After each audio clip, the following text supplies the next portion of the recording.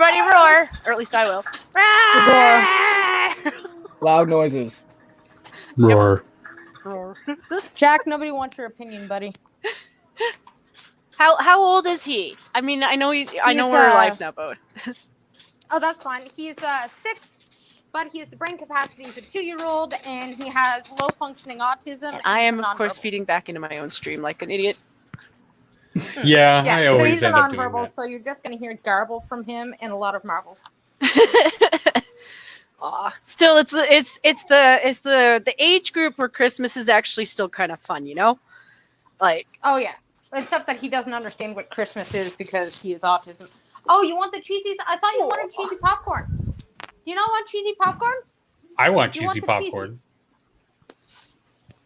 And anyway, I did warn you hello there were everybody, gonna and be welcome background to another episode of the Snow Mexicans. With me, as always, my co-hostess with the mostest, Genty Maxi. Genty Maxi with the judgy monkey face that I did offer to give to Monkey. He did actually think about it. Yeah, I did have him thinking about it for a few seconds, but My little baby Yoda's a little judgmental there. You can see with the squinty There, eyes. see, I ordered you pizza. And our everyone guest should for have a today, side avatar that's like squinty-eyed and judgy. You know, I know Satsu has one. I know Scribe has always kind of got that look on his face, which is perfect. such a scribe.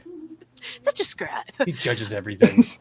With us today, our good friends Della Haste. Yo and hello. Johan, hello. Thank you for joining last minute too, because I wasn't sure. Oh, And of like course I said, the- any chance to yell out about Yaniv, I'm game. Oh, we'll get to that. We'll get to that. And of course, the wonderful, always entertaining blind girl. Welcome, Yo. blind girl, again. Thank you for joining us again. So, I think we should just get right fucking elbow deep. Elbow deep? Really? You don't Oh, want elbow to deep. go No deeper? lube, no nothing. Into the rolls. Into the rolls. Well, I thought we were going after Yaniv. Yeah, oh yeah. Okay. That's why I was shuddering, because rolls. Ugh, I don't even want to think of that. The picture of that thing just makes me want to. Thank you. You know, it's when he's asking you to wax his balls, and you're like, I can't find them. Fucking hate that. That was the stupidest thing ever. 12 out of 13. You only need one. I honestly thought that was something out of the And Babylon tablet. Bee or the Beaverton or something when I first heard that story.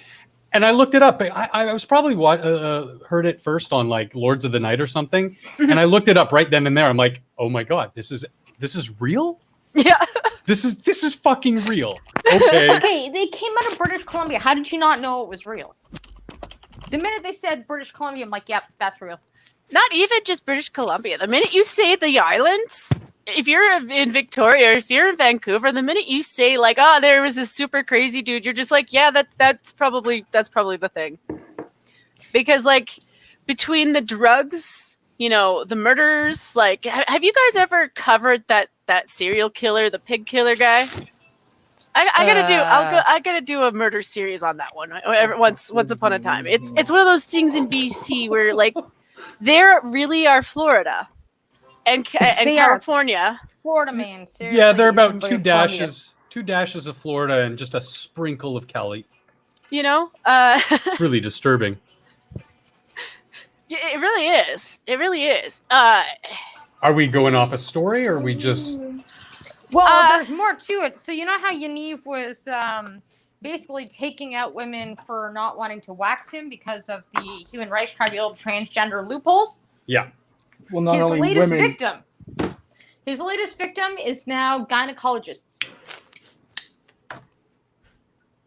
You know what? I keep saying Skittles. this. I keep saying this online, and I know these ladies don't want to necessarily touch his balls, but ladies, sometimes you gotta take one for the team. So you know what, gynecologist lady, give him a pap smear. Just give him the best pap smear you can fucking give him. Not only that, find the biggest, coldest, nastiest speculum and shove it in his pee hole. Exactly. Well, we're trying to torture the guy, not give him a good time. I don't know, man. Those brushes and those little metal brills that they really like to scrape the lining of your... Yeah, it's not a You pleasant guys are getting thing. into sounding territory, okay? Sounding territory is never a good place to be. But anyway, it's like I Bye, said, take like, care. it's Well, just I honestly thought that this was going to be over because with the whole ball waxing kerfuffle, it got slapped with a $6,000 fine. Yeah. Oh, there's going to be more. There's Oh, gonna yeah. be Oh, there way more definitely than will that. be because you're allowed to refuse medical treatment or taking someone on as a new patient for a variety of reasons, which is a good thing. But first and foremost, like completely seriously here, there's a complete difference between a gynecologist who can treat people who are transgender and somebody who's just cross-dressing, pretending that they're transgender.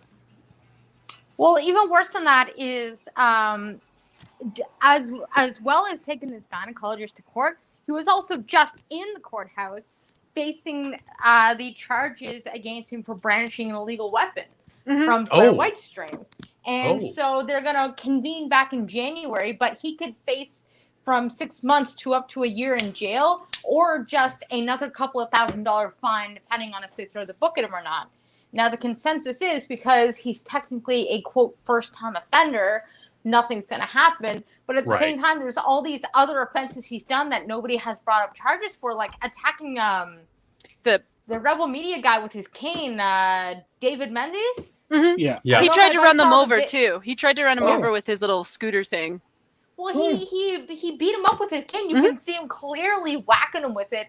Yeah. So, and his mother hit him with the iPad too, or something like that, right? Yeah. So like, there's all these things that he shouldn't be a first-time offender. This should be like he should have charges of assault already, but our RCMP have just gone limp dick on us, and I think that's from higher up above telling them to sort of lay off, which is disgusting because of also the supposition that he also might be a pedo because of all the shit that he's been doing with all the that's the beginning of the next story, because here's the thing. This is why Blair did her last video, is because she had some of her vigilante, and she's been stressing them not to do it. Her vigilante followers, 15-year-olds, have him on camera on a stream, Skype call, and he's pleasuring himself in front of them. Oh Jesus! And he's doing. You forgot the best part. Like, he's a best pleasuring part himself and murmuring Blair's freaking name, and they got it on a Snapchat. They have it on a Snapchat. Yes, he definitely did go full Christian Skittles. Oh my God. Oh, hey, M&M's. So just so you know, Miss Anthro, because I can't see your name at all, I'm just going to call you an M&M. There we go. I think everyone else calls you M&M anyway. Everyone calls him M&M or Skittles. Yeah. Or Skittles. But yeah, if you want, go check out Blair White's video, because she did do a video on it, and show her some support anyway. But yeah, I hope to God that she sent that to the authorities right away. Got the kids to send it to the authorities right away, because put him away. He needs he needs either help, or he needs to be away from people where he's going to harm them. Well, hopefully both. Yeah. Yeah, there's one problem with hopefully he definitely needs both. There's one problem. Do you guys remember when Chris Hansen first started to Catch a Predator? Remember when they first started the first season, where they were working with the volunteers, remember? And they said, when we go into chat rooms, we're not allowed to initiate the conversations because that's entrapment. So the problem is that if these, quote, vigilantes lured Yaniv into a Skype call under false pretenses, or worse, initiated the conversation, although it may be illegal, it could also fall under the Entrapment Act, where they'd have to throw it out of court. I think that's why the RCMP haven't jumped on it yet. So Blair White didn't say that in her video, and I was screaming at my screen going, come on, tell people he has to initiate contact first, not the other way around. Come on, tell them. And nobody said anything. I'm like, damn it. But you forget one thing. It is still 2019, and as we have seen this past year, context means shit. So as long as you clip it in any fucking context that works for your angle, you're good. No, that only works on conservatives. If you're going after the left, context does matter, and they will dodge. You have to nail them to the wall. Remember, they don't play with the same rules we do here. They don't play with any rules. Exactly. So while they will clip us out of context and nail us with #MeToos, Yaniv gets to go on touching little children, kind of carrying on the work of a new Michael Jackson. Ding. I don't like that comparison because there's. I was just gonna leave it be. Joke. Yeah. Yeah, that's a different Joke. combo. It was a joke. It was okay. I wasn't serious. There was sarcasm in there. But yeah, fuck. Yeah, And with that, I'd rather him go through the system and get everything done on the level than either get off by some sort of technicality, like you said, with some sort of entrapment type situation, or with this sort of court of public opinion and just being more or less ostracized from society, but not facing any actual justice. Which I mean, he's already getting ostracized. Like, people see him on the street and they're like, they make comments. That's one thing that I'll believe that he says, that, since all this has been national or global news, people make comments to him on the street. And I'm like, well, okay, yeah, but I mean, you brought this on yourself. Mm-hmm. Yeah, But it's like, I'd rather see you don't need justice. to dress to match the furniture and curtains. You could, just not. No, fashion jokes aren't funny. You guys are a tough crowd. Well, it's one of those things that Blair pointed out. It's like it's more that he enjoys the attention than anything else. I don't doubt at this point there's a part of him that feels a little bit threatened because he's got too much attention. But he gets off of that thrill of horrifying people. Like that's his jollies. So That seems to be the case, yeah. Yeah, so when he's sitting there complaining, like, yeah, I don't doubt there's a part of him that's a little bit scared because, like I said, too much attention. But he's still like, oh my god, I'm surrounded by porn right now. All right, sweetie, we're not going to play Black Meaty today. Please, no Black Meaty. Please. Thank you. Oh my. Oh, the joys of having children. Well, have you guys heard the Black Meaty thing? Nope. No. If I said yes, could we move on? Please. I've heard of Franklin the Turtle. I had to educate Yeah, Polly yeah. earlier on Franklin the Turtle being Canadian. Yeah, of course, right? I thought we were talking about Wow. penises, and then you bring up Franklin the Turtle. I'm What just did he- like, oh my did he god, think that's it was not one a- I've ever thought of before. It's a good There was a throwback. kid with a lisp, but that used to pronounce it Fucklin.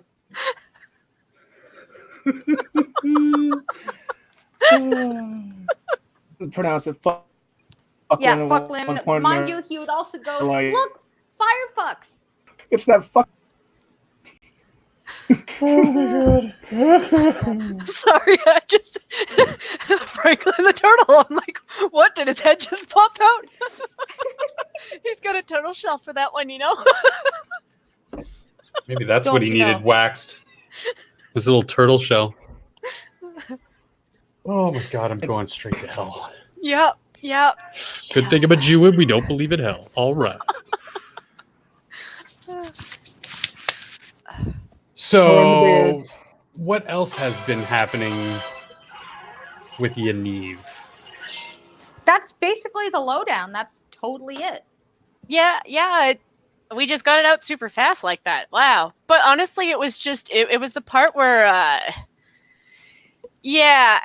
don't think anybody here watching me really knows anybody of that age who follows Blair, but if you do, tell them not to do that.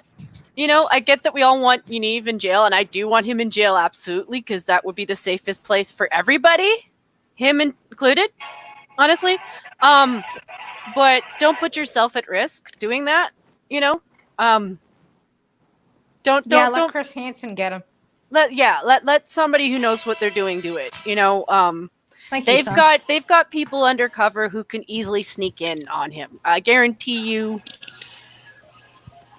That's what midgets exist for, right, guys? We have midget investigators who play as children, right? I don't know how that works. Sort of like that one guy who was thrown off the bus. I don't know. I don't know how that works. How they do undercover for pedophiles. Have you not seen that video, the midget getting thrown off the school bus for impersonating a child? Yes. Mhm. I mean, I I'm ju- haven't seen the video. I've heard of said video. As I don't see anything. But yeah.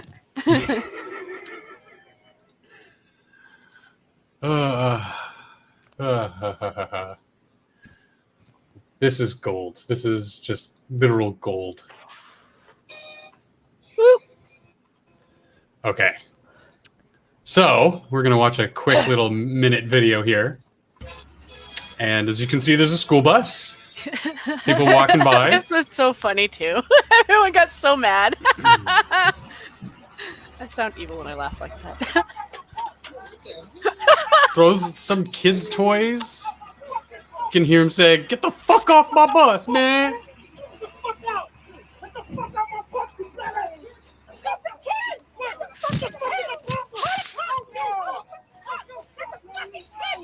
Damn. She's fucking going Okay, livid. Paul Mary. Oh, we don't even know what happened. He's probably milking it. I watch how they all walk away too. Like it's not like the guy didn't still get his ass Look at him. booted off, He's but just milking it. Oh, it's a midget. He's a little person. Told you he was he milking. looks like Told the you he was actor milking too. it. Actually, I thought he was the actor. I can't remember his name. The one from Jackass. You thought that was Wee Man? Just a little bit, like the nose a little bit. I was like, Fair Wow, enough. Jen. Wow, Jen. The cleft chin. That's bigoted. That's bigoted. Not all little people look alike, especially no, they when don't. they're. But you know, when you have like the When one's nose and the black and chin one's and the white. mouth and little features like that, and they all kind of look the same. Yeah, like no, they all look. Oh, they different. all kind of look the same. No, I didn't say that. disavow. I didn't say that. Putting words into somebody's mouth, you know, isn't that a straw?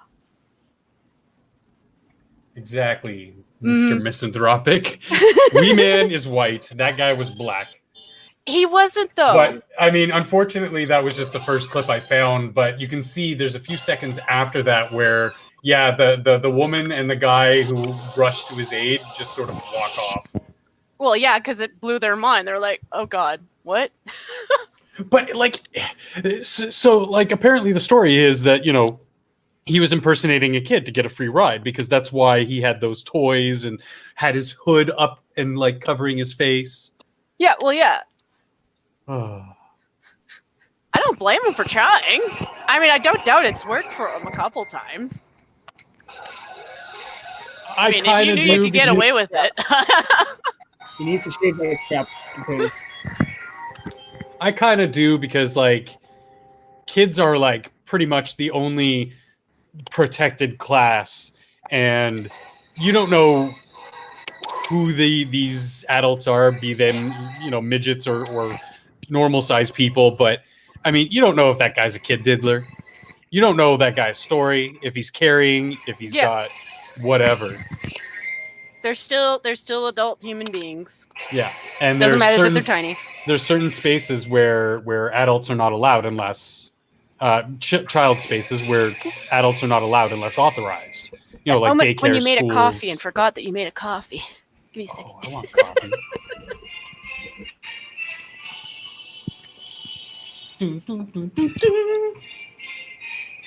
Yeah, sorry.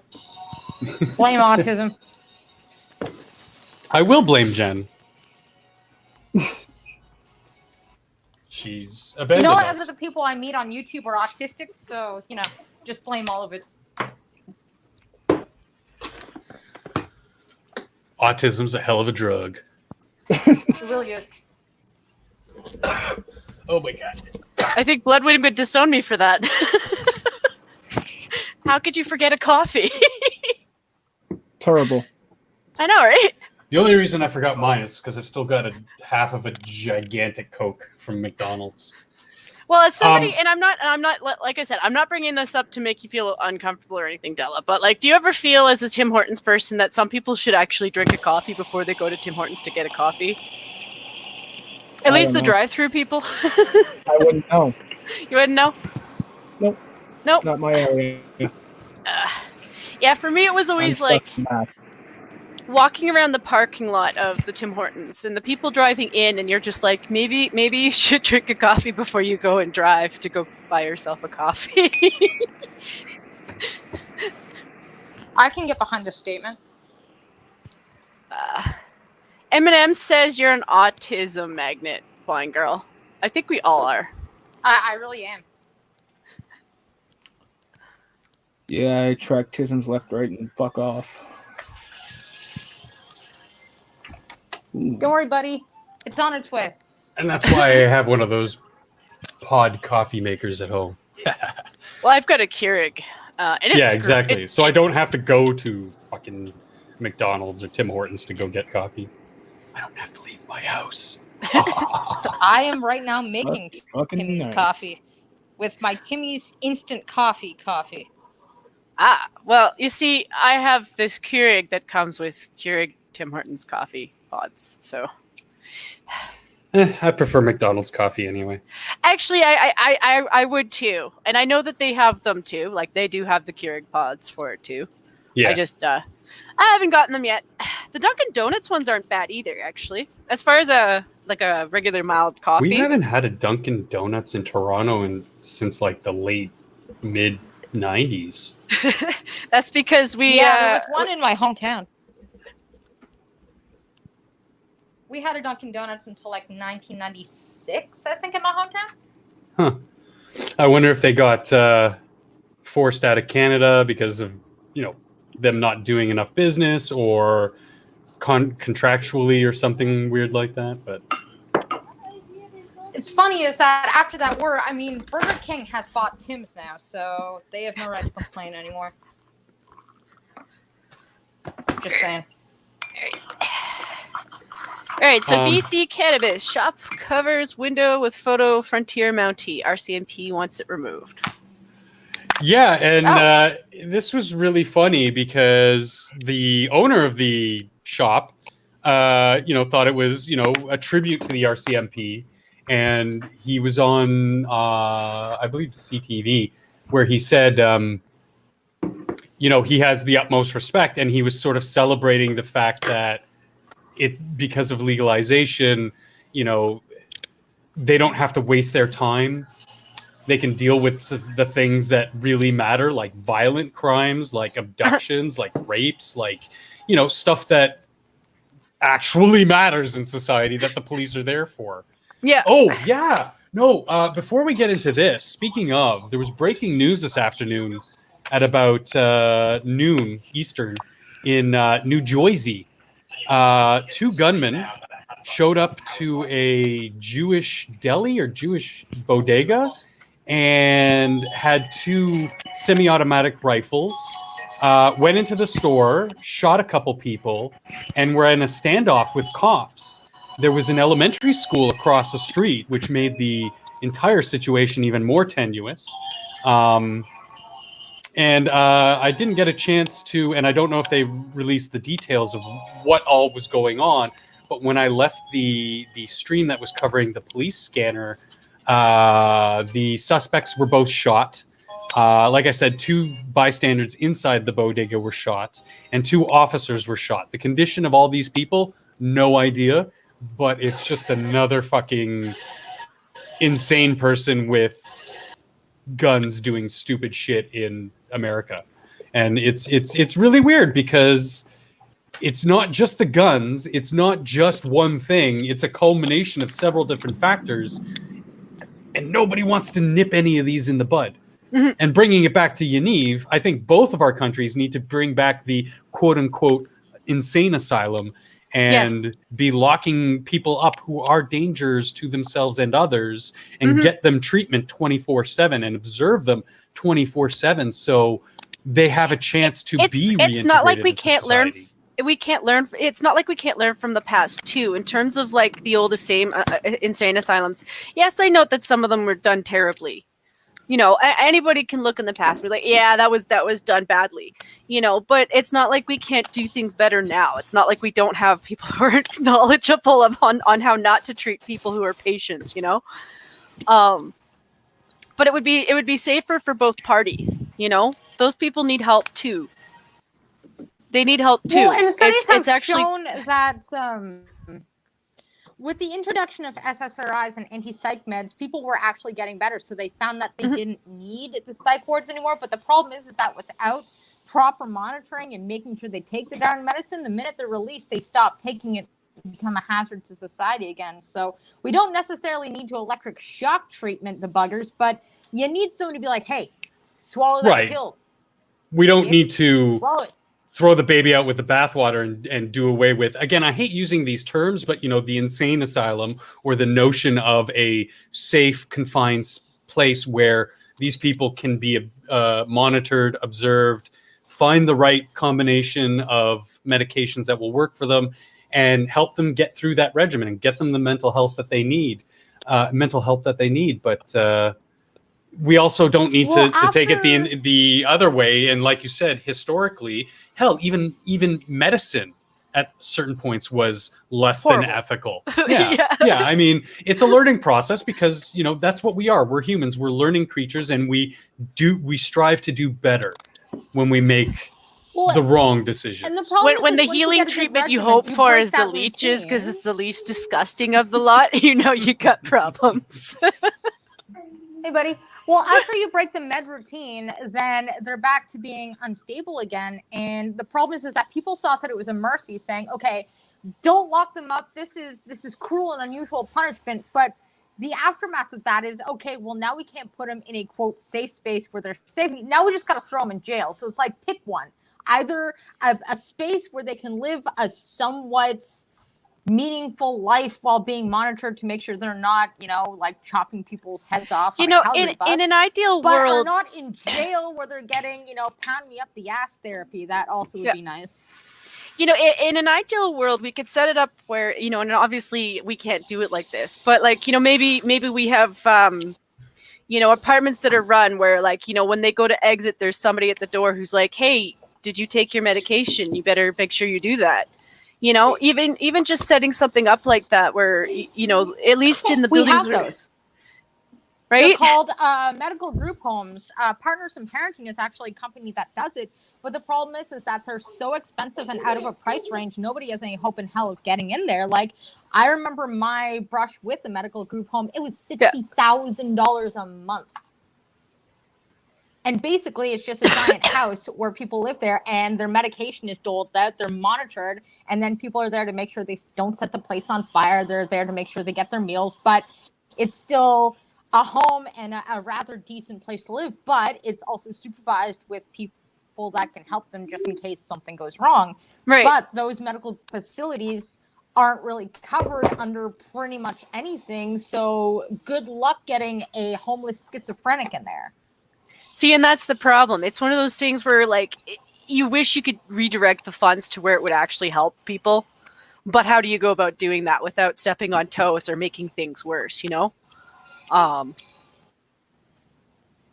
and because you can't force people to get help, you either have to wait until they commit a crime and lock them up, or hope in hell you can manipulate them to do it. And trying to get power of medical attorney, I can tell you, it's a bunch of backflips. And some people can't even handle the pressure of that, especially if they have a full-time job and a family. So the only other thing you can do is set up a medical facility that's government run to make sure that You're cutting out a little bit. Did we lose her? I think we did. Tell Trudeau to stop censoring you. You're not saying anything bad. There you go. Sorry, am I back yet? She's back. There, she's back. Yeah. It's all good. Well, she's gonna reconnect, I guess. Yeah. So just coming back to the article real quick. So part of the law with legalization was that they couldn't have open windows to the outside, like see-through windows. So most places use frosted glass like this. And this guy decided, to put up pictures of the history of BC. So in this specific case, that's Sam Steele, another Canadian hero, Canadian folk legend who was an actual legend, who helped bring law and order to the west of Canada. He had other more nondescript etchings on the other windows. But the RCMP, I guess, took this a little too far and demanding that he's taking it down. So Sorry. it's unfortunate, but what are you apologizing for? Oh, there she's back. Oh no, it's just my brother's in the kitchen. I was asking him to leave. No, you're good. You're good. Okay, I was multitasking in secret.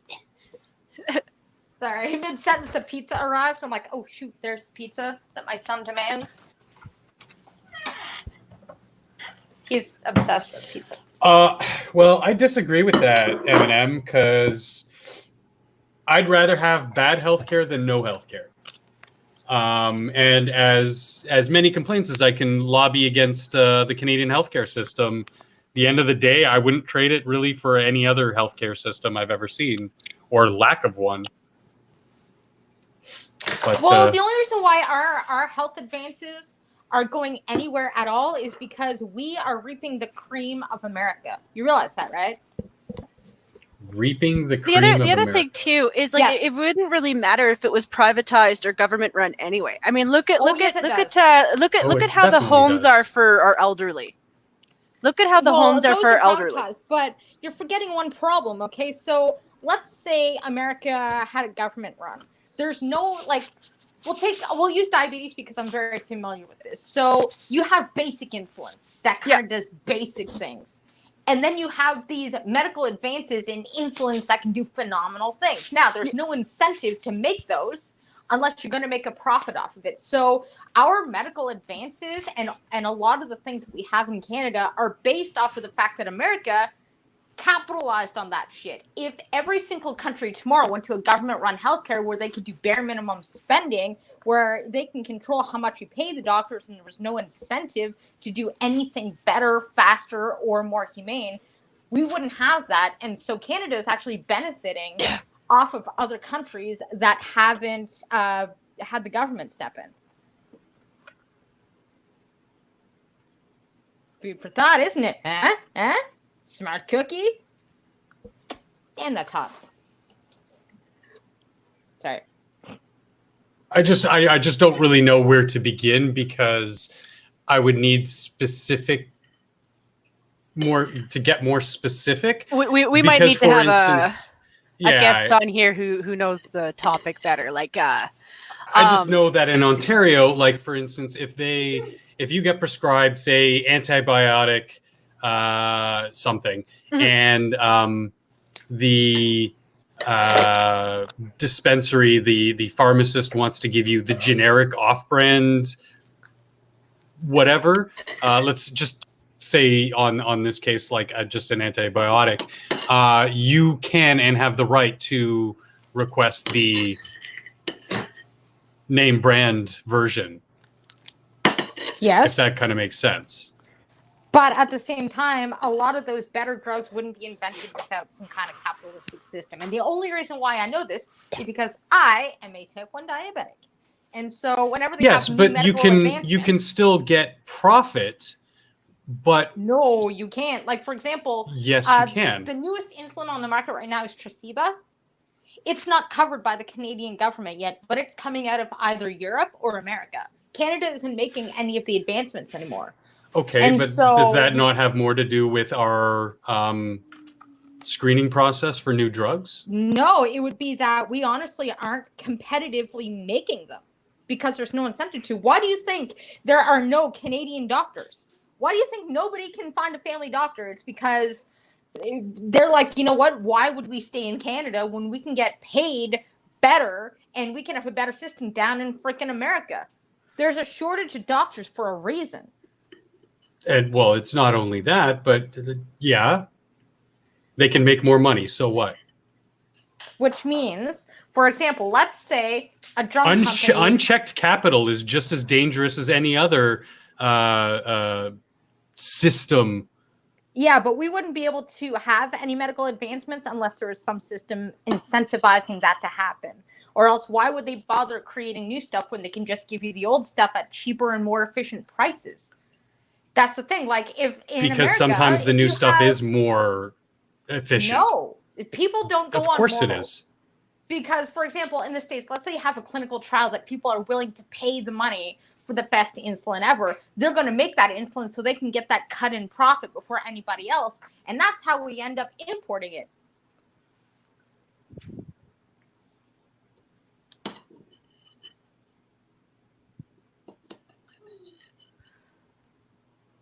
Oh, we lost Della.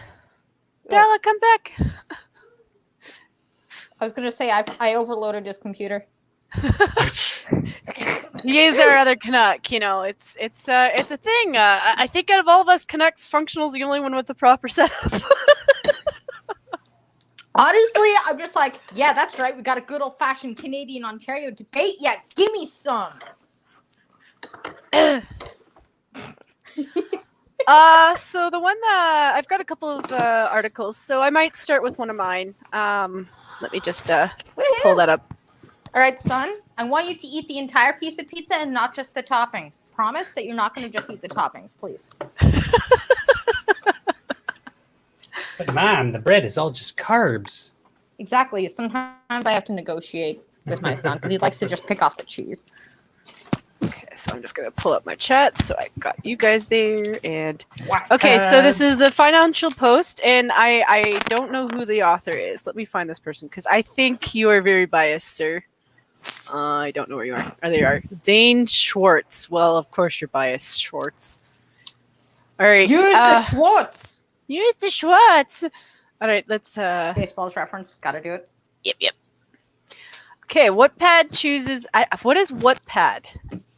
Wattpad. Okay. Chooses Halifax over Calgary for second headquarters. Citing Wexit and cuts to Alberta tech. So I think these guys I told you this was going to happen. People were going to be scared because of the hyper Wexit people putting that out into the economies. So people are going to be scared to invest because, you know, what if worst case scenario they do separate and they do become their own nation within a nation? Okay. So they're a self-publishing app. Okay.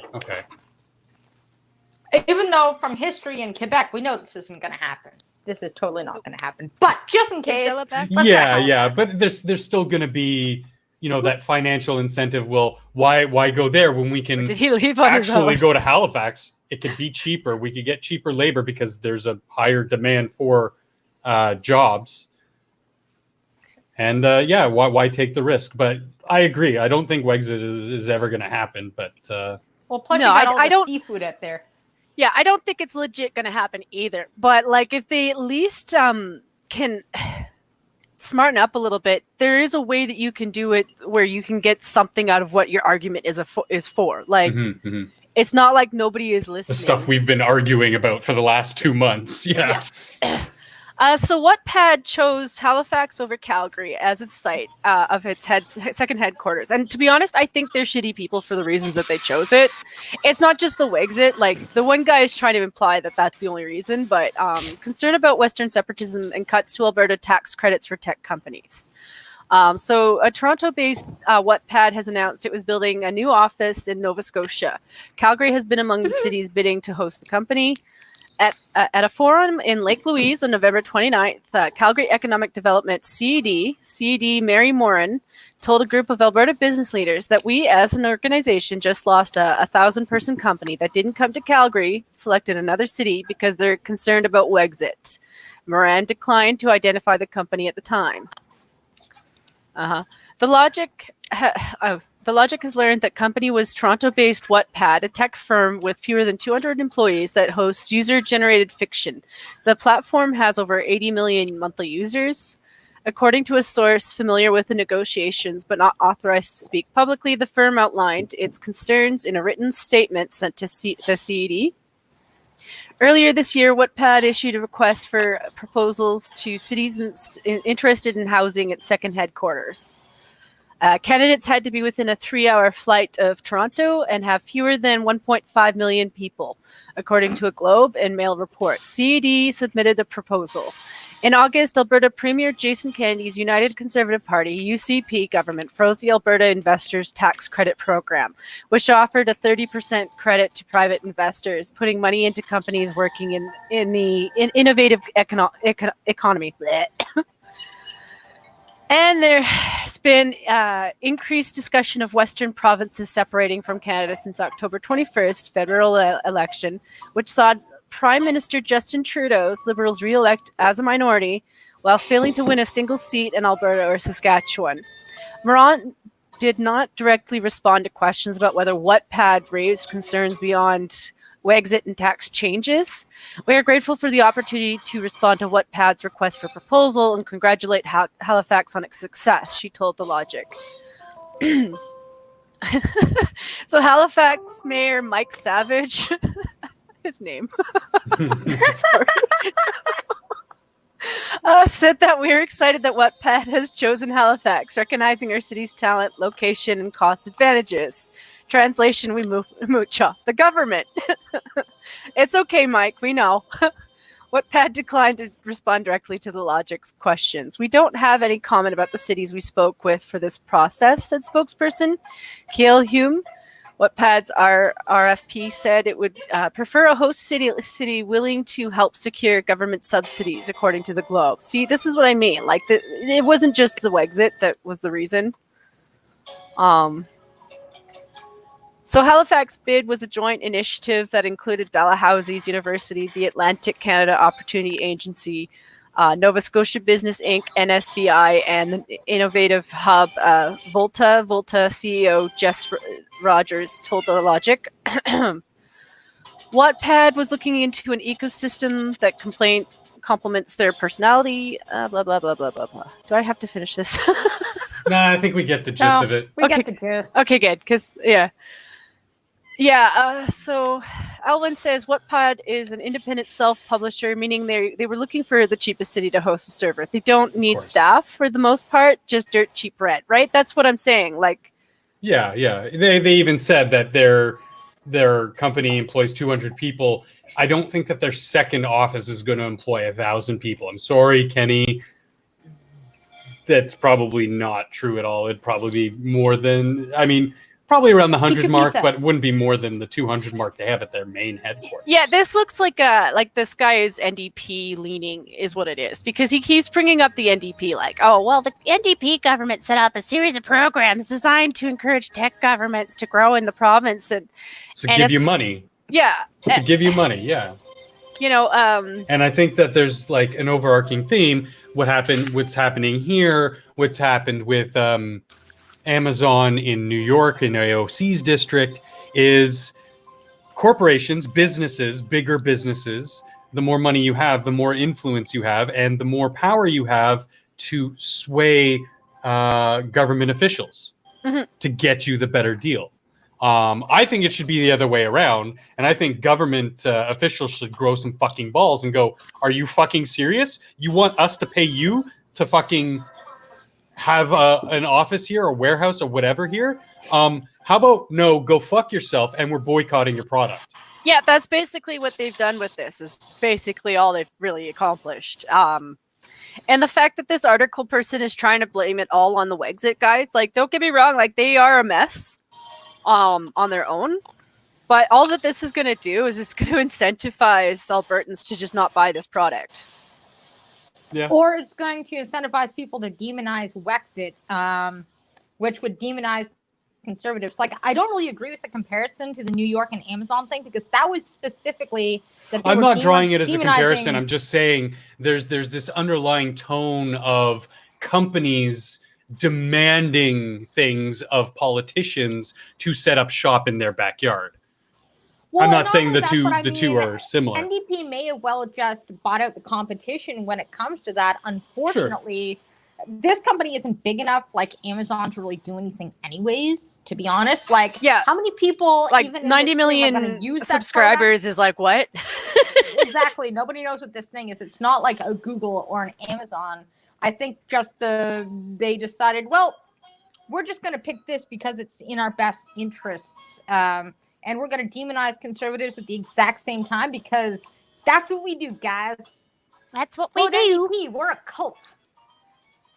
I don't know if Della came back or not, or if he's just fucked off on us. I think he fucked off on us. That asshole. Did I piss off your guy? I don't know that you did. I don't think that you could have said something that bad. I just don't know where he went. He just kind of muted his mic and then just sort of took off. Oh well. I was gonna say, don't tell me I'm gonna have to bust his balls tomorrow. by a woman in Ottawa. Like, damn. Huh. Hey, Cynic, since- are you around? We could use an Aussie. You could always make fun of us from Aussie land. Aussie. Oi, oi, oi. You know what? We don't need no Aussies to upside down kangaroos. And son, eat the pizza, not the popcorn. You know, Eat the as pizza. much shit as I give people like Alex and other Brits for not being able to speak English proper, the Aussies are just a lost cause. I mean, let's Yeah, face they're it. like the Scots to English, where they just bastardize everything. Eat And the like pizza.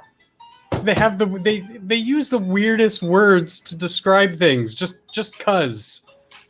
Because Like I can. fanny there means vagina or something. I don't know. It's so weird. Well, vagina, ass are kind of in the same sort of location, so And you we know. got a new article, so I will add that. It's not Because- like they called Fanny the face or something, because that would have been Are you volunteering, Eminem? Do you want to come on? I can Jen- send you a link. I think. Jen will shoot you. this a link. guy's never gonna shut up. Let me just try to find you. That's No the worries, Della. only thing I end Oh, up you want struggling some with. milk, I know Good you're to on know mute. that you didn't just like choke and die or something. Or Aw, Yaniv didn't he come didn't? and sodomize you with her cane. But yeah, historically, I would do it the new well, since we're in Canada, I can call it the oh god, what the fuck is it called? I already forgot. The CUSMA. CUSMA, the Canada-US-Mexico agreement to replace NAFTA. And USMCA sounds better. There we go. yeah, but it doesn't It say flows anything. better. It's not USMCA. It's Kuzma. No, People it's USMCA. like- Just say peop- USMCA, and it flows off the tongue, unlike Kuzma, which just sounds like cunt Because- with an S. Yeah, okay, good. All the better. Because USMCA sounds more like the, I don't know, United States Marines of America or something. I don't know. That's what. Anyway, regardless Well, of then what it'd be really acronym cool. you want to use, it's USMCA historical. gave it- And even Nancy fucking Pelosi, the crypt keeper herself. Oh my god, I love that. That was amazing. Said it was a good thing. That this was way better than NAFTA. Okay, maybe she didn't say way better than NAFTA, but we can all see it being better than NAFTA, because what happened with NAFTA was manufacturing in both Canada and more so in the United States all went to Mexico. Cheaper labor, and less government regulation. I thought you were going to 'cause say it's cheaper frickin' labor Mexico. again. Yeah, of course, it's Pelosi fucking Mexico. said it was a And good but idea NAFTA because- NAFTA allowed them to do this, and this is what I was talking about earlier about unchecked capital. Is that was what NAFTA allowed, having no barriers for trade other than inspections by like the USDA and stuff for food products, which is even failing us now. Really, It just son? it just lets them pick up and move shop to wherever it's cheapest, because you're basically going from China. the first world, to China, to India, to Mexico. Well, and don't Excuse me. think for a minute that Pelosi said this was a better deal because she agrees. No. See, they call it do nothing Democrats, right? So now they're going to be like, see, Democrats, we got to freaking win. They just slid in there and they just stole it from Trump. Like, we're going to take this one. Oh yeah, Nice. She was totally talking like this was a win for the Democrats, and she was behind it the entire time. When, no, actually, Little Miss Crypt Keeper, you were fighting this for a long time. Mhm. Yep. But do nothing Democrats need a win because they are do nothing Democrats, so fuck Pelosi, man. Seriously, she just. But you know what? I think that these Dems are gonna do something for their own group, because I think they've realized have there's this to. problem with holding on to these old Dems. Like They really have to, because as much as I like the dichotomy and the bants between two sides, one side cannot get too strong, because it will eventually obliterate the other side, and then you're basically left with a monolith party, and that never works out historically. Mhm. So having two strong parties Yeah, sure, they can fluctuate. One can be stronger at certain times than the other, but I think you need that butting of heads on equal footing to have the best possible politicians. You absolutely need the butting of heads. The problem is that the Dems have been James. undermining an actual republic since Oh, no, I totally agree with you. Like 1988, they've literally refused to recognize a duly elected Republican since 1988. They were like, nope, Bush cheated. Nope, Trump cheated. We don't recognize these people. We don't recognize the republic. And so they're undermining people being able to coexist with each other for a very long time. And we're hitting that breaking point where I think, they're going to fracture America, and some cataclysm is going to have to snap people out of it and be like, this isn't a pure democracy and it's not mob rule. There are checks and balances for a freaking reason. Get back to the republic, and I think Canada is starting to realize that as well, because while America says fuck the Electoral College, a lot of people in Canada are like, if we'd really like one. Exactly. If we had a system like that, then Ontario, BC, and Quebec wouldn't be ruling Alberta oil right now. Mm-hmm. Yep. We'd have equal representation in the House, but in the Senate, but we'd have representation based on population in the House.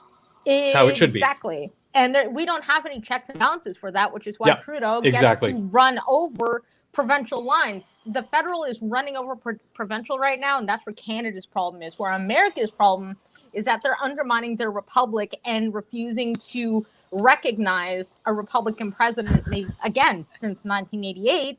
So, America and Canada are both but I mean, both parties are just as childish with that. I mean, I agree.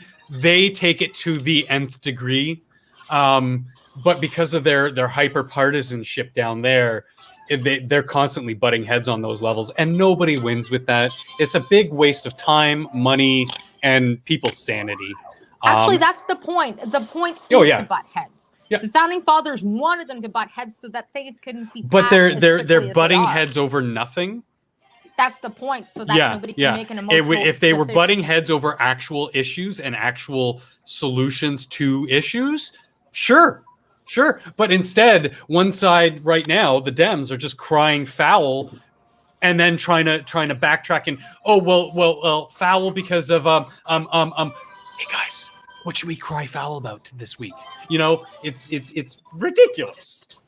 Well, absolutely. And the thing is that even if the Dems lose, if they lose the black support, even so that they're at 80% instead of 90%, the problem is they need the immigrants on their side because they're losing the black vote. They're losing a lot of votes.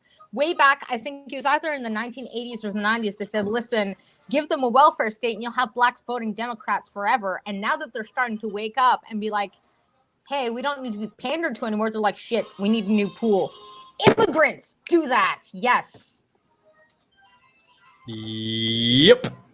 And that's the exact same thing that happens up here, only even worse, because we don't have those checks and balances. So, no, we don't. Like you said, Trudeau can win can rule the entire country, even though he basically won 2 provinces.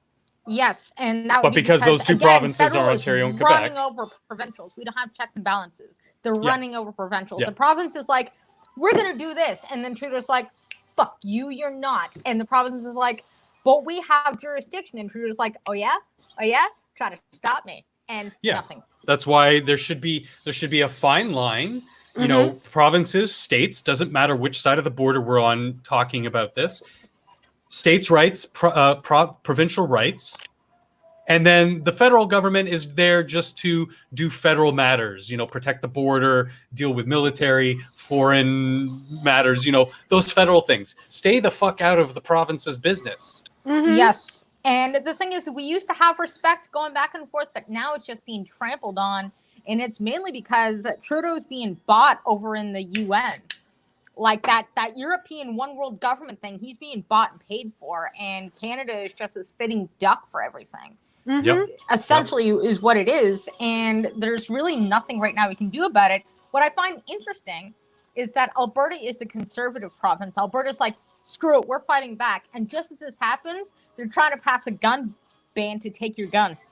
I find that an interesting coincidence that they're trying to take Albertans' guns at the same time they're trying to stomp all over provincial rights. Yep. Yeah, they're gonna have a good luck time with that because that's usually when people start hiding their guns because they're terrified. Well, Just yeah, saying. because I mean they're gonna get eaten by bears and coyotes. Mm-hmm. Like Americans are gonna get eaten by the government if they take their guns. We got moose, okay? Don't Pretty fuck much. with the moose. Just don't fuck with it. Narboose. The only reason a guy would use a gun on a person is because they live like 30 minutes away from like the police. And they're being threatened. Yeah, but for the most part, most people have weapons, For firearms, wild freaking because they animal. need them to survive. That is Yeah. their edge over Mother Nature. And these idiots who live in their fucking ivory towers don't realize that. It's just a gun. It's just a power grab. It's to say, hey, we can do this here. We can do this anywhere. We can do this nationwide. Yep. And I know Like my I family in said, Northern all Ontario they're really will gonna not do- stand for that. You know, all that's really going to do is that's going to convince people to hide their guns. And I guarantee you, those old boys know what they're doing. Yeah. Mhm. Don't fuck Like- with rednecks and duct tape, all right? Hey, You know, this is something that keeps coming up with the US and stuff. It's like, oh, we're going to get rid of all your guns. I'm like, do you realize how many of those guys probably could build one from scratch with nothing? Most of I'm them, just yes. saying a lot of those guys could do Hey, that. When I was a kid, I blew an entire crater in my backyard because I built a cannon. Right? Like, I want these a things aren't hard. And I mean, this is, you know, at the infancy of the internet. So, I mean, well, no, it wasn't even really like the internet as we know it today. But Hi, trucker. with the Hey, trucker. trucker. I said eat the whole pizza, not just the toppings. Eat the damn pizza. Yes, ma'am. Sorry. You know, just with the access to this much information, you can do a lot more. And especially if you have a 3D printer or access to metalworking tools, it's so easy to do these things. And the individual items themselves, like things like gunpowder, or, you know, that's not a heavily regulated item. Don't throw it on the floor. Eat it. Guess who's Eminem. back? What's up? Back again. I know the worst thing is I probably Hey, could he's pronounce back. your last name. It's just at this point I've given up. A lot of, you know, you're full not the mafia. only person to do that. You're not the only person. It's like if I just stop and like think about it, like because I can read it fine. I know what the word is. It's just like misanthropic. I'm like, there you There, go. you It said comes it. out. Yeah, Right, woohoo, you got it. But doing it in a hurry, my mouth is like, no way, that's not fucking happen. Travis, I've had every nickname given to me by people trying to avoid pronouncing my name. So Because your name sucks. Matt, I actually used an old muffler and fireworks and built a cannon. And that was me at like 11 years old. So yeah. with fireworks in a thermos, you can make a car bomb. You know, I'm just saying. In Yeah, real yeah. life, like, and I'm not blaming this on like video games in any sense of the word, but like it's a good thing that most of the games where you have to collect the items that you use to make gunpowder and shit like that, most kids don't know what that shit looks like. Thank God for that. Yeah, but just on a couple things that Ingstrom I wanted to comment on from before I got here. One blind girl, that was Lyndon B. Johnson in the 60s, who said, I'll have those N-words voting Democrat for the next 200 years.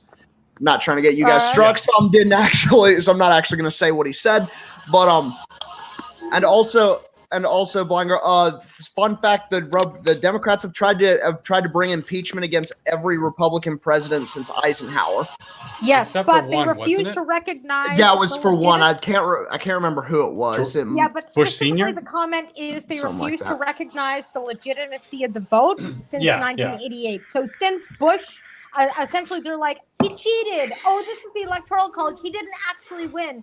And they've been Yeah. refusing to recognize the win since 1988. They've been trying to fuck with the president since Eisenhower, but they officially drew a line in the sand and said, fuck it, we're going to delegitimize the presidency every time a Republican kicks our ass. And it happens every Every single time. year. or every other time. Every time. term. Yep. So And- like they're fucking assholes undermining a republic going, this is a democracy. Actually, it's also a No, republic. it is most certain. It is not a democracy. It is a constitutional republic. Yeah. Yeah. That uses a democratic process. Yes. What scares me is the fact that this is happening in the United States. We have our own problems in Canada, which we've covered tonight and every night. the same thing we do every night, Pinky. And, you know, the vote in Brexit. Like, and these votes, they get put up into the national stage, and people just decry them foul and say they're non-legitimate. And it scares me because one of these days, it's going to be nullified. And then they try to have a new. It's like with the Brexit thing. It's like they've been having a revote like every year now since Brexit originally passed. Yeah, and they're going to keep, and they're probably going to keep doing that until the EU gets the vote that they want. Well, they just had an election, or are just about to have an election or something. I think they just had the election, and Labour got their asses handed to them. The anti-Brexiteers, they got their asses handed to them. And Boris Johnson, this is why I love Bojo, is he knew that that was going to be the exact thing that would happen, and it would only legitimize the Tories even more. And it was like watching a fucking symphony, man. It was gorgeous. Yeah, we have a problem with the left and the right now, pretty much worldwide. It's not even just isolated to a certain country. The only thing is America's getting railed up the ass because they're the only ones that are probably going to survive it. Well, they're the only Blind Girl, ones how do you think I feel as someone, you know, who's a liberal but doesn't identify with any of these leftists? And half of my compatriots are these insane leftists that everybody likes to talk about and make fun of, but they are a clear and present danger to Western society. As we know it. Yeah. And the other half of us who are actual, you know, traditional liberals, you know, your Sargons of the world, your Dave Rubins, myself, who are looking around and going, actually, I'm going to go over here because these are the sane people now. And, we're all considered conservative. You know, I now vote conservative. I would vote Republican. With us. It's okay. You guys can hang with the conservatives. Yeah, that was one of the reasons why that was one of the reasons how I ended up becoming more on the right, is because as I was a lifelong liberal, and the left just started going absolutely apeshit. It's like that Simpsons meme of Homer disappearing into the bush. It's just like sort of like, I don't know what you guys are talking about. I'm just gonna go away now. Yeah, and that's exactly how Trump was able to. One of the big key reasons why he was able to win the election was he said it himself. It would be easier to run as a Republican because more and more, you know, centrist liberal ideas are taking root in the Republican Party. And it would be easier, which he was right.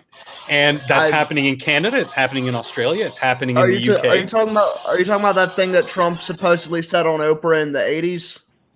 Because it was sooner. It was like 1997 or 98. Yeah, I was about to say, because like that thing in the 80s that people like to pass around where it was like Trump saying, I would run as a Republican because they're the easiest ones to convince. It's like that was never something that was actually said.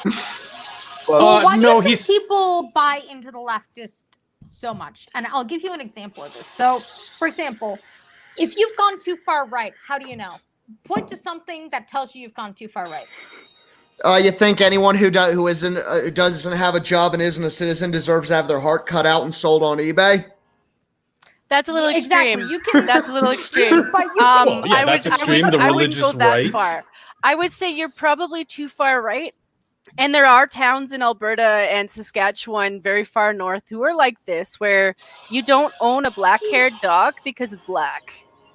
Well, here's the thing. So if you look at the right, you can say Nazi, you've gone too far. White supremacist, you've gone too far. There's all these examples of how you've gone too far on the right. Now, name me a historical figure of too far left.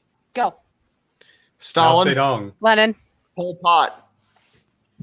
Hitler. So. Himmler. Castro.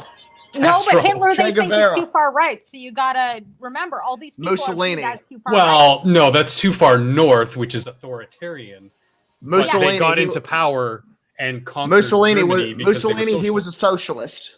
Yeah. Mussolini was a socialist. He was the reason he created fascism. When he created fascism, it was just as a way to market socialism without actually calling it socialism. Yeah, but that's the thing. Those are examples of too much authority. You can't say you've gone too far left and say Nazi or fascist. That's only represented by the right. So a lot of people get sold on this leftist idea because they don't have an example of you've gone too far. Nobody's drawn that line in the sand yet that says too far, this is unacceptable. There is no tangible line yet. There is for the right, but there isn't for the left. And so they keep going farther and farther and farther and farther because nobody has went, here's the line. Yeah, there's definitely historical lines there, but it's just not acknowledged. Exactly. Like on the left, they can't say you went too far. You're now a Nazi. You know, pick a new word. You're a Lotzi. We'll call them a Lotzi. You know, I disavow you because you've gone too far. They haven't done that yet. They haven't set a line. The right has saying you're a Nazi, you're a fascist, you're a this. But the left, there's no line yet. So people get siphoned into this. Yeah. We need to be more left and more left because there is no line to disavow yet. And I think that's why the left is really selling, because so far, historically, we can be like authoritarian. Well, first up front and center, they have the Gibbs, right? They have the free shit for everyone. Yep. You know, you're Bernie Sanders. Oh, we're going to give everything to everyone. Like, my name is Bernie Sanders. I am giving everyone a free house, free college, a free job, and a pony on top of it. I'm just like Oprah. I can't help thinking at this point that if you really were too far right, because everything else seems to be going too far left, because if the bar just keeps changing for the left all the time, then the honest to God, real hardcore right guy is the guy who just buries himself in the sand and says, fuck you to everybody else. Because when you look at everyone going further left, it's more about how much involvement can I be in telling you what to do. Well, Useless Rebel brings up an interesting point. There is no such thing as left and right. Ideals have no sides. It is more which side can get their claws sunk into an idea first in modern times and make that under their umbrella. Oh, not even. Well, it is part of it. There are root beliefs of left and right, but you know.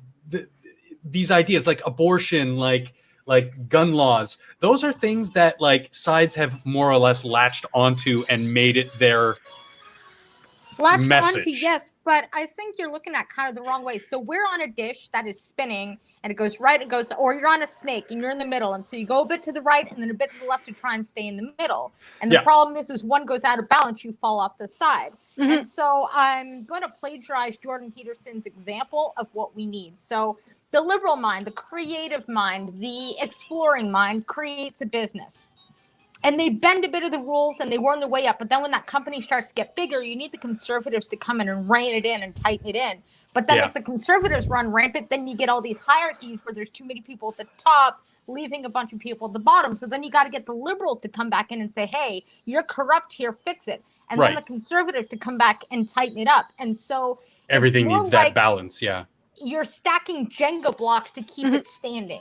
And so it's not which side has their claws in. It's how far right and left do we need to keep adjusting in order to stay grounded. And people have forgotten that we need liberals and we need conservatives and we need those sides to keep us balanced. And as irritating as it is for me to say it, sir, you liberal, I need you. And I really need to stop watching these survival games because I keep picturing myself sneaking out to the middle of nowhere to make a boat buildings just so I can get away from the crazies. I don't think it works in winter countries. like you were saying, Blind Girl, we do need the rational heads of liberals and conservatives to keep butting heads, because we're going to bring those good ideas together and eventually we're going to butt heads and a baby's going to pop out that's going to be a better idea, that's an amalgam of left and right and balanced. And those are the types of policies that we've instituted that have actually made Western society what it is. Yes. And more importantly, Canada and the United States. We took what we needed from the rest of the world, other systems, and made, for all intents and purposes, working, thriving systems. What is that? It's my not Black Midi. No. Oh, nice. No, And as a Canadian, I would love a constitution. That was actually one of our first shows, Jen, as we were talking about the possibility of a Canadian constitution in today's age. And I would love one. I would love an unfettered Bill of Rights. Why? Yeah, that's because we don't have basic human rights in Canada, such as that's one of the things that I love the most about America is We have an actual, honest to God, written constitution. Yeah. Fuck And Black you know, Lady. the UK has Magna Carta, but that's a 300-year-old document. It's not updated for the modern world. The Constitution could, you know, it does better than our charter more or Magna bendable. Carta because it's more malleable.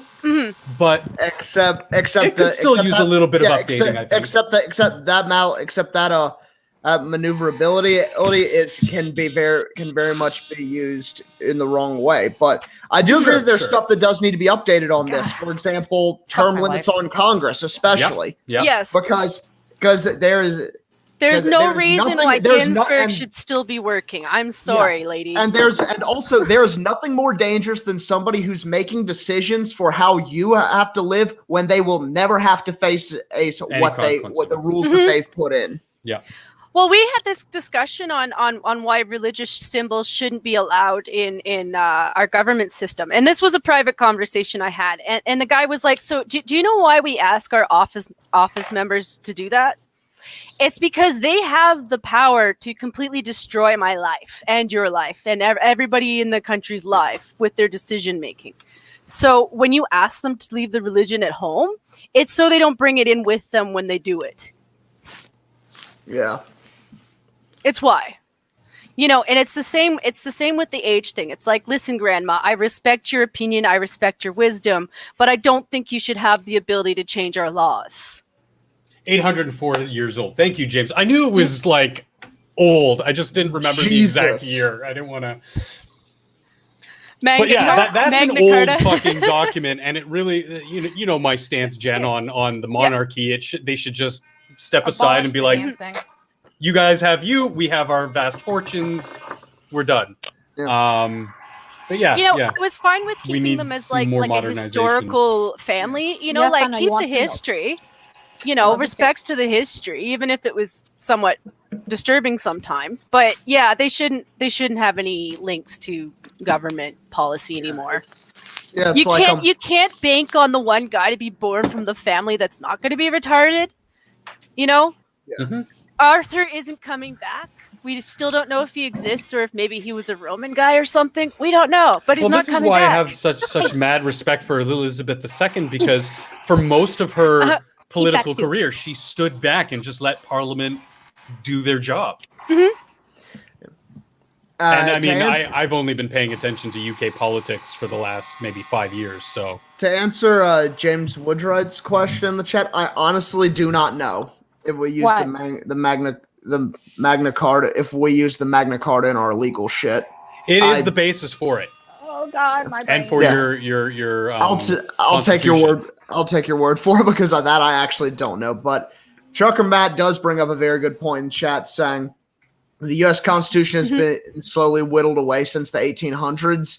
Yeah, it's like for example, in the Bill of Rights we have the 10th Amendment, which explicitly says that any power not specifically given to the federal government is reserved exclusively for the states, and that basically doesn't exist anymore. Yep. I agree. Yeah, that's just my sanity. The dissolution of states' rights. Yeah, I was talking about that at the beginning of the stream. Yeah, I'm going to reset my my StreamYards. It should be fun for you guys. It's just my chat is stuck and I can't read that. And YouTube likes to censor certain comments, so I can't read everything. I'll be right back. No worries. If anybody wants to know what that noise is, by the way, that's Black MIDI. you actually pronounced it right this time. Shut up, M&Ms. I got a headache from listening to what sounds like a enlarged fax machine. Miss Black Meaty. That is Black I honestly Meaty thought that's what you said. That's what she's been saying. Yeah, Black Meaty is the name of would be the name of a porno. It's Black Meaty. Accent shame Black her. MIDI. MIDI. Yeah, well, you see, Black MIDI came from Japan, and basically they throw as much sound bites as possible into one single file, to the point where if you ran it through a MIDI player, it would crash. Yeah. And my son is addicted to this crap, and I swear to God, I'm just insane asylum bound. Code white. Off to the 4th floor with you. Fuck. Yeah, so sorry about all of that crazy 56K modem crap. Just my son is just wants to kill me. It's fine. He giggles every once in a while. I'm like, oh my god, it's so cute. I mean, it's cute for me because I don't have one, you know? I don't either. But it's still cute, you know? So it's like, I don't mind. I don't know. It's like Satsu's baby. Like, I can imagine that it probably drives them both nuts. But every time she whimpers or starts crying, I'm just like, oh, it's a baby. Aww. It's a baby. You know, and I feel total sympathy for them because, like, that's just how it is when you have a small He's child. a proper lad. Yeah. Yeah, he is. Let's see. How old? Jack. 7? Hi, buddy. Say ah. Hey, Jack. Hi.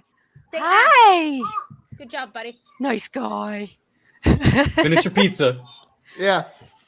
He doesn't know how to speak, so his hi is ah. Oh, that's okay. Oh, he's a cutie. He's a cutie. Yeah. Can you wave? Can you say hi, wave? You gonna ignore me? Yeah, screw you too.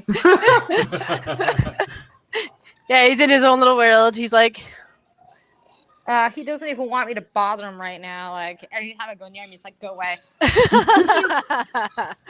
whoa. Aw, sweetheart. Dear Lord. No. Aw. You eat your pizza. Eat your pizza, buddy. Yummy. Yeah, gotta get big and strong.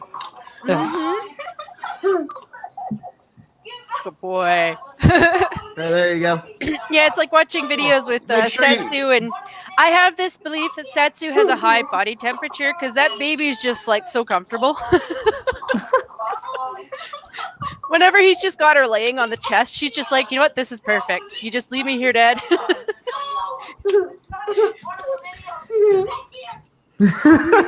Is he a tickle butt? Are you a tickle butt? Yeah, he is. Hey, Jack. Banana. He likes the word banana for some reason. Oh no! You want me to go away? No, not happening. I'm bigger than you. You cannot push me away. Today But on he's- Snow Mexicans, child abuse. And yet yeah, I'd be more careful saying that, seeing as he's stronger than you. There he is. Here, give me a high five. Give me a high five. Don't ignore me. High five, No, buddy. One High high five. One high Yep. five. Good Oh, high there you five. go. Aw. Yeah. Yay!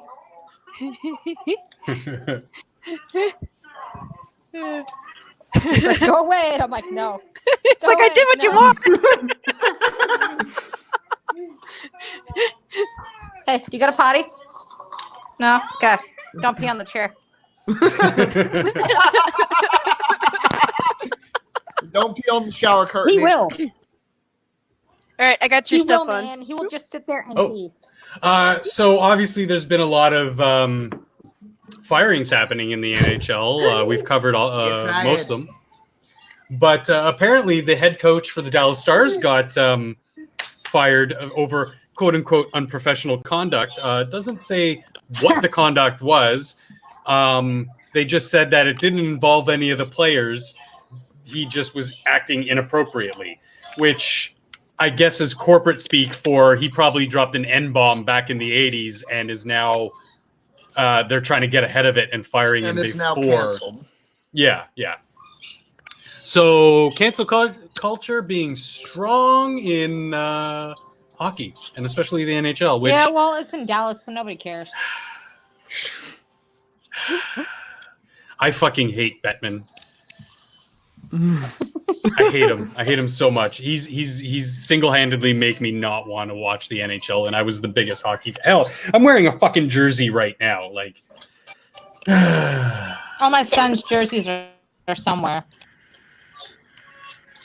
well, that's why I watch AAA now and the juniors, because those kids have something to prove, and these are the ones who don't have the big money contracts, so they're trying to strive to get those big money contracts. They're busting ass.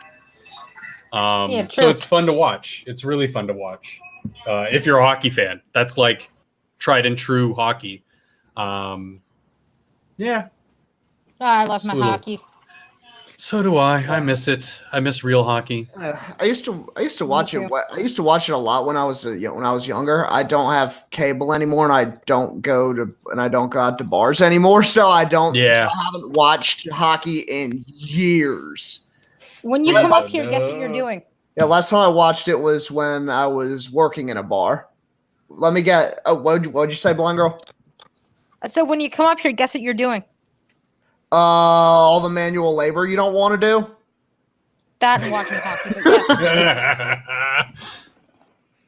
Good call. Good call. I'm well aware of what this actually is. You just want someone to like build your shelves and shit for you. And move furniture. Oh yeah, we can't forget that. Are you playing Despicable Me, kid? Hey, Green You Thunder. suck at that game, you know. Oh, I got an article. Sorry, I had to run Despicable and grab Me, some the water. fucking No. Despicable Me, the fucking thing that has made it so that I cannot get away from those goddamn minions. Well, meanwhile, back up in Canada, Walmart pulls Christmas sweater featuring Santa with cocaine. Oh, Santa- come on! I Santa would with wear that. anal probes and other sex-themed Well, at least weirdness. you're being honest.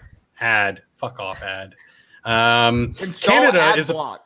Walmart Canada is apologizing. I don't have it It's on Chrome. hilarious though. Like I know it's really inappropriate, I would- but I man, would that's It's funny. very appropriate. I would no. See if I had seen that, if I'd known about this earlier, I would have already bought one, and I'd be wearing it to the Christmas party that my company has every year. Oh, I'd be wearing it right now. I'd have my webcam on for sure. Oh yeah. Like I'm just saying, it's not that bad. Like they did kind of a cutesy job on it. Like this is called you're an adult and you're not allowed to have fun with yourself because some kids might see it and then you'd have to explain Yeah, yourself. How the fuck is there a content warning on this video? Because for some fucking reason, we like to baby-proof all of fucking society. It's fucking retarded. No, we shouldn't. I'm just gonna let it play, no audio, just so we can see some of the designs. You know the thing is they were going after Rudolph too because of that red nose. They were like, so why is his nose so red? I'm like, well, he's been sniffing all that sweet, sweet snow. So, Sweet nose candy. as we can see on the left here of these first two sweaters, when I think of you, I touch my elf, and it's got a picture of Santa and a little elf, and he's about to poke him. And on the other one, it's an upside down Frosty with a 3D carrot and a couple of ornaments. Sure, that's fucking hilarious. I want one. Like, there's Santa on the potty. There's another snowman doing lines of snow, saying "Let it snow." There's an alien with Santa bent over and an anal probe. Like, these are fucking Trucker genius. says, so you can buy a real butt plug or a coffin from Walmart, but not a butt plug printed on a shirt. Exactly. But you can also buy both of those things and just glue one onto the other and be like, well, I got it from Walmart. See, the one on the right is the one I would probably get. But the one on the left is Santa spanking, I don't know, some chick, probably Mrs. Claus. You're on the naughty list. And the one on the right is Santa has been naughty and he's got his pants pulled down, got a ball gag in, and Mrs. Claus in this thigh-high boots and corset with a whip. Fucking genius. Like, the third-party seller who made these is going to make a mint on some private hoster. Oh shit. Fucking Shit, think for a second I won't open a Teespring store with shit like this in it. Yeah. And way worse because Walmart and way Canada worse told because I don't Global care. News that these sweaters do not represent the company's values and have since been removed from the website because we're uppity bitches. So But basically, you're also going to lose a hell of a lot of money, just- Walmart, and I'm okay with that. You Yeah, so basically stupid just cunts. the cut and paste PR answer. Yeah. Elwin's like, I could just get a sweater printed for you. You should. Well, she should knit me one. Yeah. Challenged. With very Yeah, special how, balls. takes to actually knit a sweater. Okay, so that's a side story I'm gonna throw in real quick here. So this guy posted a video on YouTube where he was tired of these assholes stealing boxes off his porch, and clearly the guy's got connections because man, did he ever waste money on his prank. But he set up this little system that when you would take the box and open it up, it would shoot like... Where he rigged it with shotgun blanks? No, it was full of glitter. Vast amounts of glitter. Nice. Yeah, there was someone else who that happened with him a lot. That happened a lot. So we rigged up the packages with shotgun blanks. There was one guy who that happened to him. He rigged them up with like a paint bomb. So it's like when you pick up the package to steal it, it just splatters you with paint. Nice. I was just like, yes. But also, it's like that's bullshit that someone just lives in such an area with so many fucking people that will just steal your shit. Yeah. Oh, and on camera too. I think the thing that pissed me off about his story the most, though, was the response from the police. It's like, well, we have better things to do than to look into that. I'm like, you've got a street full of cameras, dude. That is a hell of a lot of money being stolen from people who pay taxes for you to have a job. We have better things to do. Oof. Stealing anything involving mail is a federal offense. Right? Right? I don't think you have much better to do. What are they gonna do? Just go around? Yeah, they got way too much shit to do. Like make sure that they arrest the 16-year-old who has a roach in his pocket. You know, like that's what made me so mad, especially when you have these guys on camera. When you have what's the point in living in a police state if we can't actually use it to do some good? Yeah, like that. Sorry, not a police state, a surveillance state. Sorry. If we're gonna live in a surveillance, if we're gonna live in 1984, we should at least be able to use it to our advantage. Otherwise, we're just willingly living it under fascism. Yeah. If it's not for the public good, then where the fuck are we going with this? Yeah. Which once again shows that the private citizen handles shit way better than the government can. You want to steal my packages? Okay, paint bomb, bitch. Glitter bomb. I'll make you shit. I'll make you shit your pants by firing off blanks. Well, there was a story last week. I didn't get to cover it on the show, but a man booby-trapped his gate or something. People were trespassing on his property, and the booby trap went off and he got shot by his own booby trap. I remember reading about that. I was like, oh. Yeah, it's like there was it's great just seeing how people will booby trap their shit because people won't stop fucking with it. Like there was a guy who someone kept like running over his Trump sign, so they just did like a homemade spike strip underneath it with just nails and. It's a whole piece. I don't blame him. I have the article. He actually died. Man killed by booby trap rigged in his own home on Thanksgiving. Jesus. That's sad. Yeah, I remember reading that. A man was killed Thanksgiving night, and this is December 1st, by a booby trap he had apparently rigged in his home, officials say. The deceased, identified by police as 65-year-old Ronald Sear of Van Buren, Maine, called 911 after he was shot by his self-made home security device and was taken to a hospital. Regretfully, Mr. Sears succumbed to his injuries, blah, blah, blah.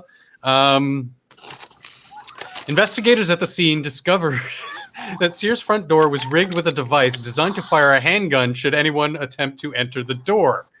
According to the police statement, police reportedly found other unknown devices in Sears' home that prompted them to call Maine State Police Bomb Squad. Van Buren, a predominantly rural town in northern Maine that is 320 miles from Portland, sits along the St. John River directly across the U.S.-Canada border, blah, blah, blah. I really don't like that Portland's so close to our border. I don't need the entire backstory of Maine here. While Maine law permits the use of deadly force against home intruders in some cases, many state courts have ruled that booby traps, generally defined as any covert or concealed device designed to cause injury or death when triggered, are illegal. It's not. That's why I call them anti-handling devices, because that's not illegal. Yeah, I mean, this one is obviously meant to definitely wound, but potentially kill someone. High potential for killing someone, as the guy found out. And those are illegal. But I mean, glitter bombs, paint bombs, loud noises. Who the fuck cares? That's going to scare anybody the fuck off. Yeah. Glitter bombs are fun. Yeah. And yeah, Owen, it's only and illegal Owen if you is, get caught. Yeah, I was gonna say Owen's right. Oh yeah, and Ucker is right. The electrified Trump sign. Yep, that was gold. Oh yeah. Yeah, that's always funny. Yeah, And, you see a lot of it with people who will booby trap Trump signs because people like to steal them or run them over and shit. I don't Yeah, we had blame a- them for that though. Like we I had a lot really of problem don't. with It's those just there signs comes up a here. point where like, are you trying to actually kill the person, or are you trying to make a point? Son, are you pooping or is that a fart? You heard that? Oh. Okay, you know what? There's only one butt that I wipe. It's definitely Use not the yours. force, That's my Ellen's son. butt. Use the force. Oh, he uses the force every time. It was He's a here. worst fart. Okay, Did you have it? okay, good boy. One. You know, there's air bending and then there's wind bending. And I was apparently trying to smoke bend. Yeah, and apparently, yeah. I just want, when we're talking about the bending thing, I just want to say once again for the record, The Last Airbender is the only good anime. Mm-hmm. It was obscenely underrated. Well, for an American anime, yes, I would say it's. It's the only anime I've ever seen. I'm not really much of a credible source on anime. Yeah, I wouldn't call it an anime in that sense. Like it is. I have the opinion it throws under the genre, but it's an American cartoon. I just called it an anime because there was one time when I called it a cartoon, and I had a bunch of weebs just jump down my throat. See, that's the thing with the weebs is like you get two kinds of weebs. There's the weebs who are like, if it's not from Japan, it's not really anime. Like it's the same genre, but it's not really anime. I've had that happen with both, and I'm just like, you know what, fuck it. And also, I just want to say to the weebs, let's be honest with yourself. You didn't get bullied because you like anime. You got bullied because you did shit like growl at people in your class and Naruto run around the hallways. Be honest with yourself. Oh, yeah. It's the truth too. Or pretend that you're gonna Kamehameha the teacher, you know? Yeah. You were doing shit. You were doing shit like doing the fucking anime screams and shit in class. Did you not wearing fedoras and fingerless gloves and shit, and trench coats? Don't fucking lie to yourself, and don't lie to us. Wow, that last toke really ripped my lungs. So did you not like Korra?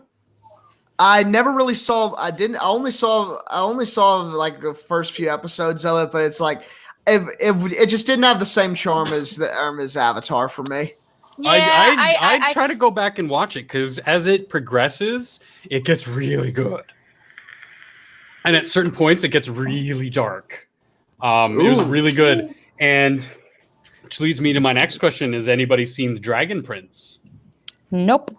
Done by the same guy who wrote Last Airbender. A little bit of a different, interesting style. Yeah, Last Airbender. Yeah, Last Airbender had some pretty dark shits too, like where Jet was about to just like wipe out an entire town just because he felt like it. Yeah, and the PTSD of Aang, the depression tones. Yeah, it got so. As an adult watching it, there was a lot of really heavy subtext there. Yeah, it was really well done. It's like in the capital of the Earth Nation. So it was like they were straight up living in 1984.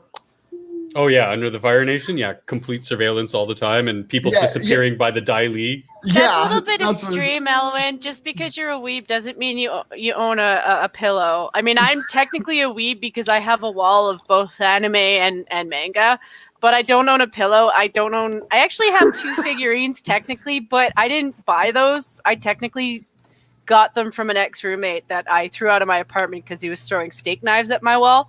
What? Yeah, it was one of those things where I moved in with a girl who ended up with 3 boyfriends within a year, and the last one ended up being... Yeah, there was several levels of wrong with him that I didn't know. I was about to say you can't. It's like you're just glossing over someone like throwing steak knives at the wall. You don't just gloss over something like that. Yeah, That's he something was... that needs an explanation.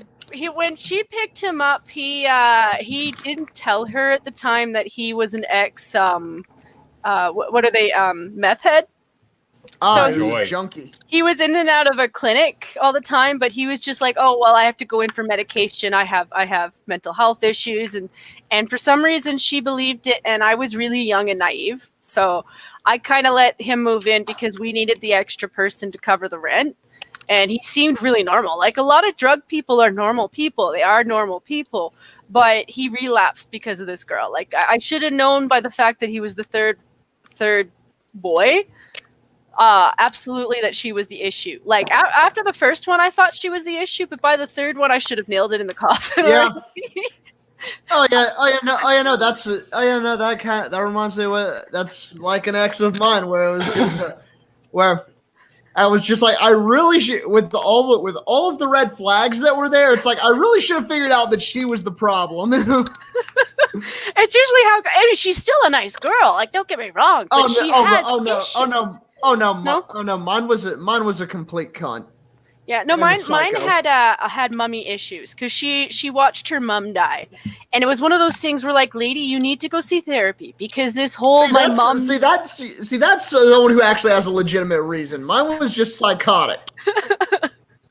like this Honey, girl, I like was this, just born that way. yeah, this one had issues for a really long time, but like she also has this mixed up nightingale thing, you know, where half of her problems is she starts off a relationship because she's saving the guy. But then she realizes she's not in love with the dude because she's really trying to save her mom.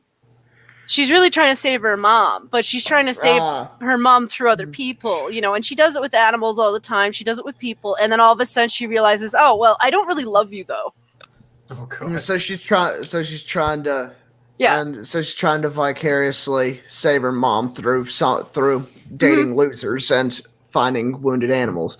Mhm. Anyone want to laugh at Mr. Misanthropic's expense? Oh shit! Oh, Fuck. I wouldn't do that. Oh no! Let me guess, Trucker. The same shit from Sunday. I'm an anime connoisseur. Sorry, I had to stop there.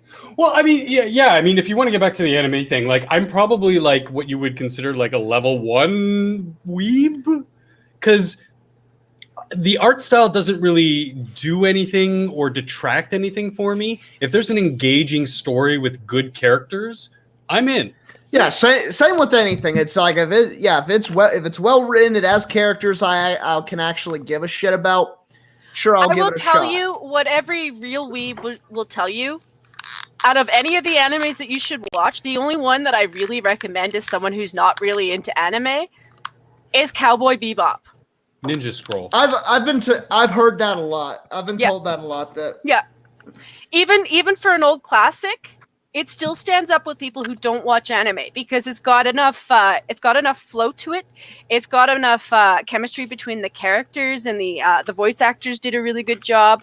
The storyline keeps going. It's actually a really good anime. Like it's no one really goes into God mode, but everyone is just like when you see the fight scenes, you can really kind of get a feel for a story, and it's not so weeby that you're like, oh god, this is cringe, because a lot of animes go wrong with people because they try to be too epic. and also it's kind of some of them succeed. Also, yes, they and do. Also it's like Attack on Titan is fucking epic as fuck, and it's well written. Yeah, they try to go God mode, and also someone is just upset. It also just gets to the point where it's like Well, it's like you got everyone who's so like ridiculously overpowered that nothing matters anymore. Mhm. Yeah, Because basically you're just watching two deities just bitch slap each other over like and over in again. something like Dragon Ball. Yeah. Yeah. Whereas something Yes. like One Punch Man, they do that, but they do that in such a way. Funny enough, we have the Boys season 2 trailer up. In that sort of flipping that genre on its head, and that he's depressed and he's upset that he's this powerful, and that it's not really about how powerful he is, but how annoying it is that he's this powerful and he's never really got a competitor against him. And I only saw the first few bit, but it was really good. So yeah, to entertainment news, we had 3 major trailers drop this week. Oh, yeah. A couple other ones that I just really didn't care about. So my own personal bias is here. So first, I don't know if you guys have watched The Boys. The what? The Boys? No. It's a really, really, really, really good Amazon Prime show that came out last year. It's all about, again, turning the genre upside on its head. They're basically almost a clone for clone of the Justice League. So I'll start the video. We have this first guy, Homelander, who's basically Superman.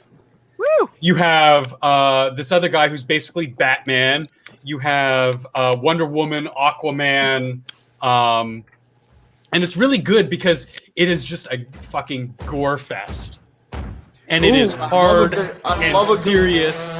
I love a good gore fest. Stars again one of my favorite living actors in Carl Urban. Really, really good. And the characters, even though Homelander is basically a That's god. the dude from Breaking. Hey, that was the main bad guy from Breaking Bad. The black dude with the smirk. Gustavo Fring, yeah. He's an amazing actor. Yeah, I will say that was probably one of the most satisfying deaths I've ever seen. Oh yeah, with the bell. Yeah. Good God. There was only a few that were more satisfying than that, and at least 2 of them were in Sons of Anarchy. And you know, as someone who's seen the show, sometimes you get trailers that do this, that make it look really exciting and epic, and it really falls flat. But Yeah. this trailer is really doing the show justice because it really is. Looks that like something good. I'd be just from the amount of gore I saw, that looks like something that I'd be interested in. Oh, dude, Anything that has the balls to show that much blood in a trailer, I'm automatically. I'm going has to a take few- credit for getting Sanute and Drunkle hooked on this show, because as soon as I saw it, I was all over their ass every stream, and eventually they saw it. They came back. They're like, "The Boys! Oh my god!" And it just, and of course this last frame here just really sums it up. Like, just Carl Urban being a badass sipping a cup of tea proper. Like, just it's such a good show, and I can't recommend it enough to people, because it's just, if you like real entertainment, like real.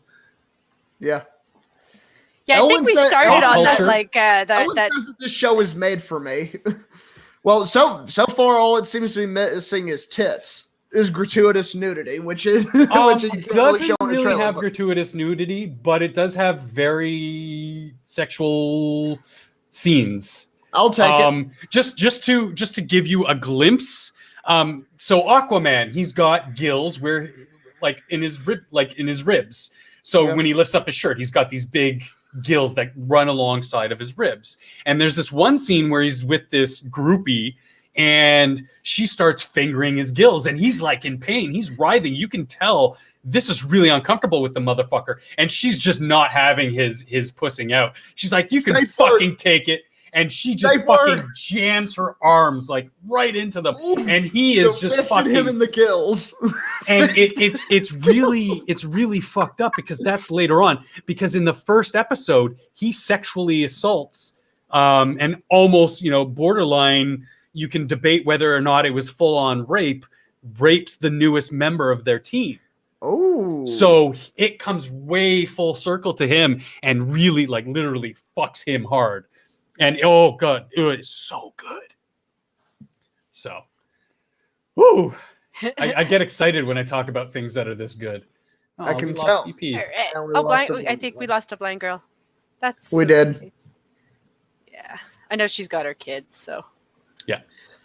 So Kids obviously- always come Obviously, first on my streams, guys. If you come in and you got a child and the child's like, I need your attention, you go pay attention to that child. Okay? So obviously this is highly anticipated. We have the trailer for the new Ghostbusters. Woo! I'm excited because I didn't hate it. Like I said, like I would have liked to have heard more of the original voices speaking, because like I knew they were playing them, like they were there, but it's just the original Transformers trailer. Like the only reason I went to see that first movie was literally for the nostalgia kick. I didn't care for any of the others. I was just like, yeah, I went to see the second one, and after that I was like, yeah, no, I'm done. I'm good. What really, I mean, with this trailer in specific, it was really focused more around the kid point of view. And I'm really hoping that the movie's not going to do that. Yes. Because that tends to derail the movie when it's solely through the kid's point of view, like with The Dark Tower. Yeah. That's not the only thing that ruined that movie, but it was so hard because we're constantly watching the point of view of the kid when we really should be watching the movie through the eyes of Roland, the main character from the book, not the secondary character, or basically the observer, which is us. Jake, the kid, represented us as the reader. It's also kind of cool. I'm a huge Paul Rudd fan. Ever since I saw him in I Love You, Man, I'm like, I'm on board with this guy. It's kind of a little disconcerting that they're not really in the city. They're not in New York or anything like that. You've got this kid puzzle. He finds Egon's stuff. And I kind of like, that's giving me that feeling of that Predator movie where the autistic kid can speak Predator.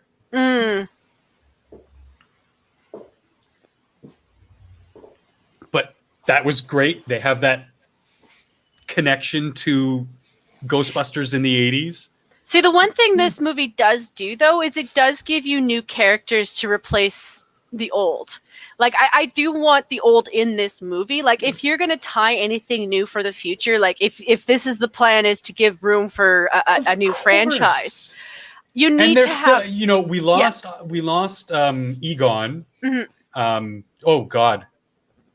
Hell, he could even be a ghost if they wanted to. That would be... I mean, I know you can't really do that, but I'm sure they could figure out some way to do a little ghost tribute to him or something, you know? Exactly, Elowen. We don't need another Stranger Things. Yeah. Let's have a proper movie. We still have three of the guys. We still have Ernie. We still have Ray. Bill. You know, Bill. Ray. We still have these guys for, you know, God willing, however much longer. Let's fucking use them.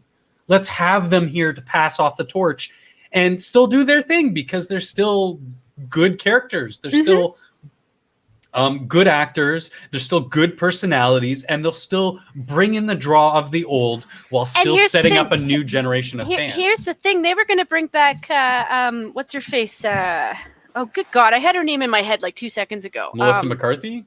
No. Oh, Janine. Not Janine. The female in the original Sigourney movies. Weaver. Yes. She's always been like the strongest female character in every movie she's ever played. I thought they did have her. They this did. Scene pisses me off, where they're just joyriding in the Ecto-1, and he's just like blasting, like, destroying things. Yeah, like, Yeah. oh, this is gonna totally make people want to help us, you know? Like that's Yeah, I don't know. I'm always very hesitant now with whenever it comes to rebooting something, a once beloved franchise, because, you know, yeah. fool me I would once, at least shame, gotta fool me have once, apprehension. shame on you. Fool me twice, shame on me. Yeah. Fool me 180 times, go fuck yourself. I'm pretty sure.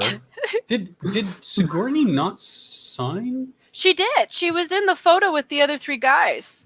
They had that group photo where they were Okay, like, so yeah, she just wasn't in the trailer. Yeah. I'm not saying Weaver's it's not interview gonna with Parade happen. appears Like, to they announce her alluded involvement like it with was the 2020 film, but stops short of specifying who from the original cast, Bill, Dan, Ernie, Annie Potts, Rick Moranis, might join her. So we know Bill, Dan, Ernie, and Sigourney are in it.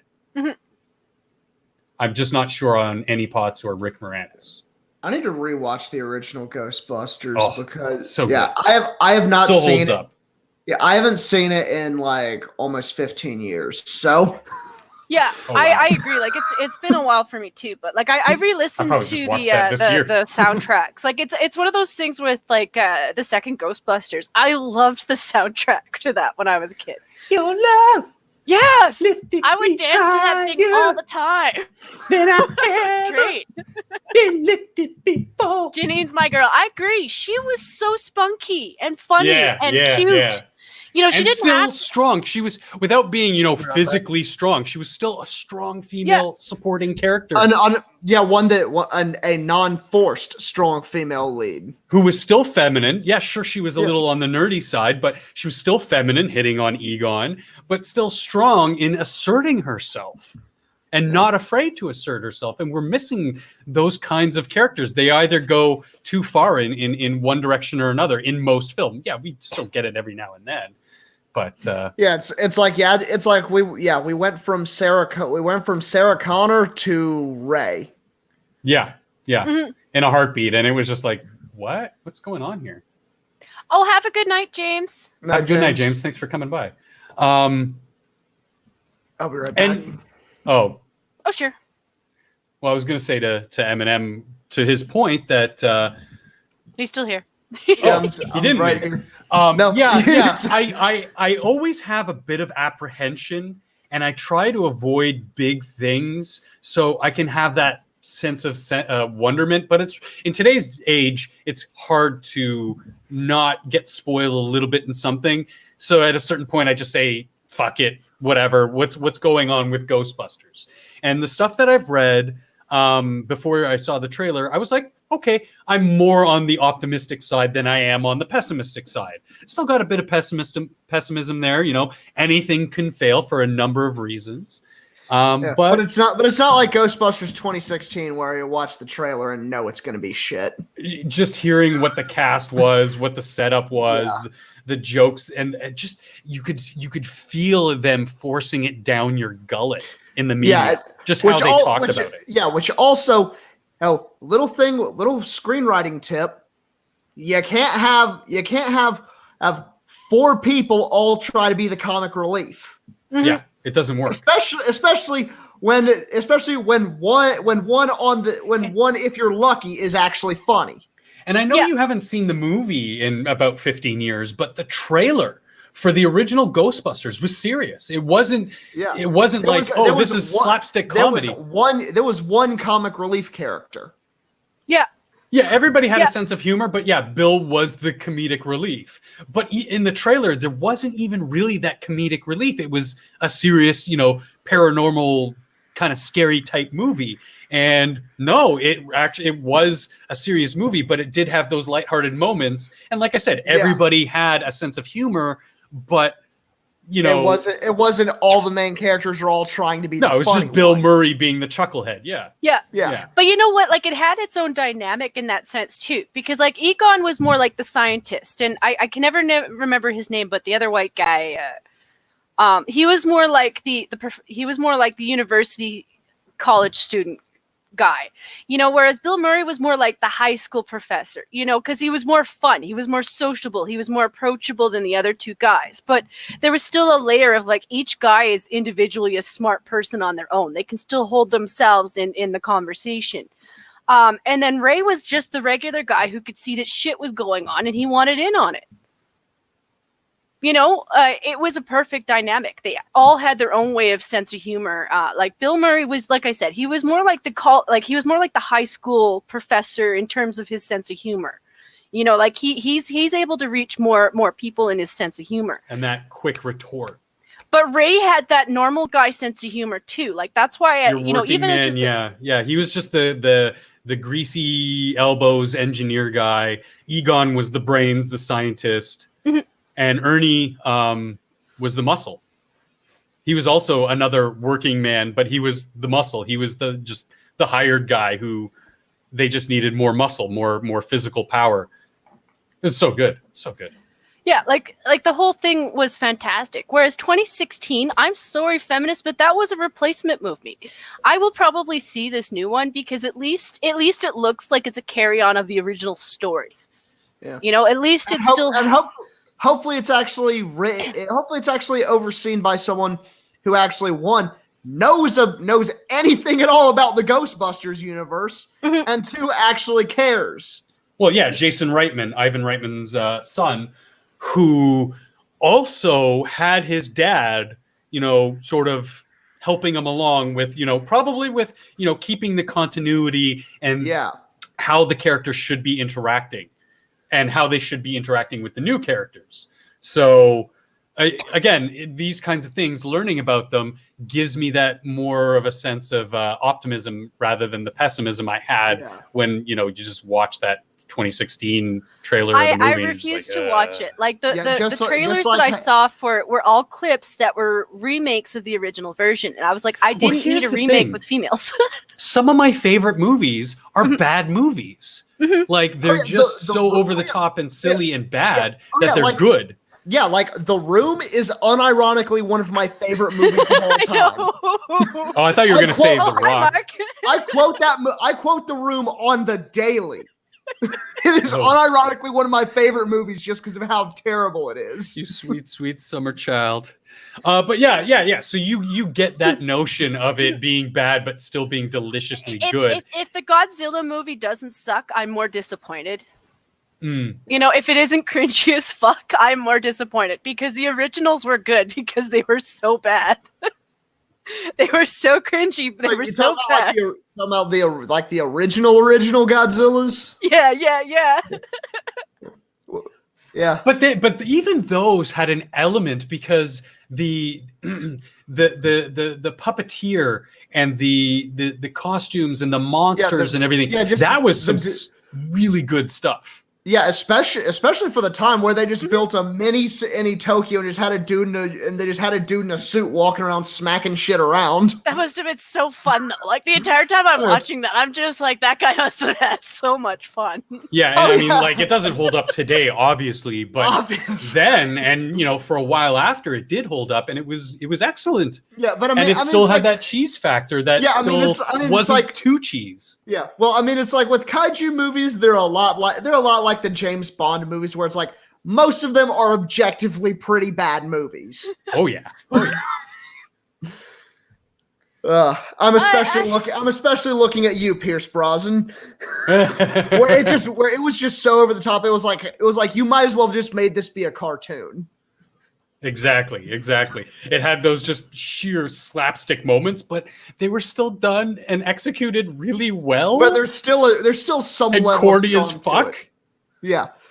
It's like GoldenEye is still one of my favorite Bond movies. Oh yeah. I still have a thing and not just because for Sean O'Connery because of that fucking accent of his.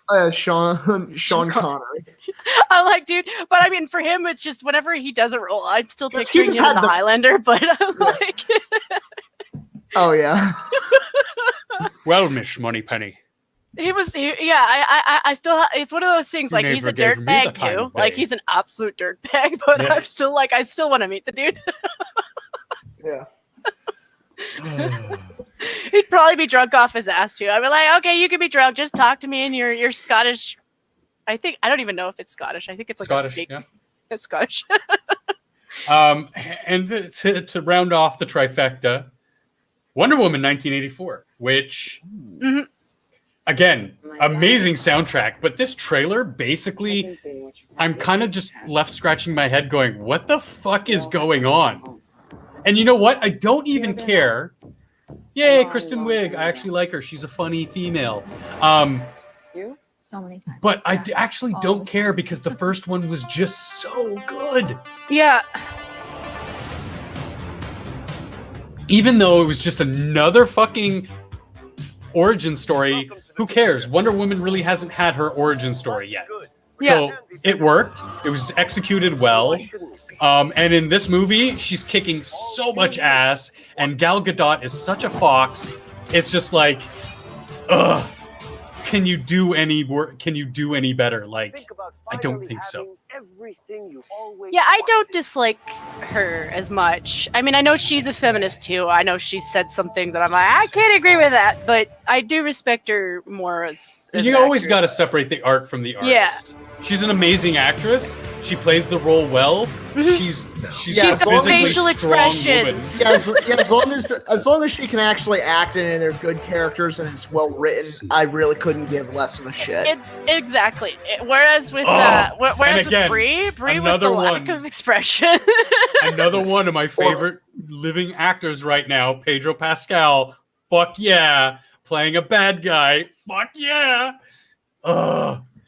And I like one of the things that really like is making me go, what the fuck is going on? Is the bringing back of Chris Pine's character. It's just so weird to me. It's like, what is going on? But scenes like this where she just backhands the fucking bullet into the guy's face, just like, oh yeah, get me some.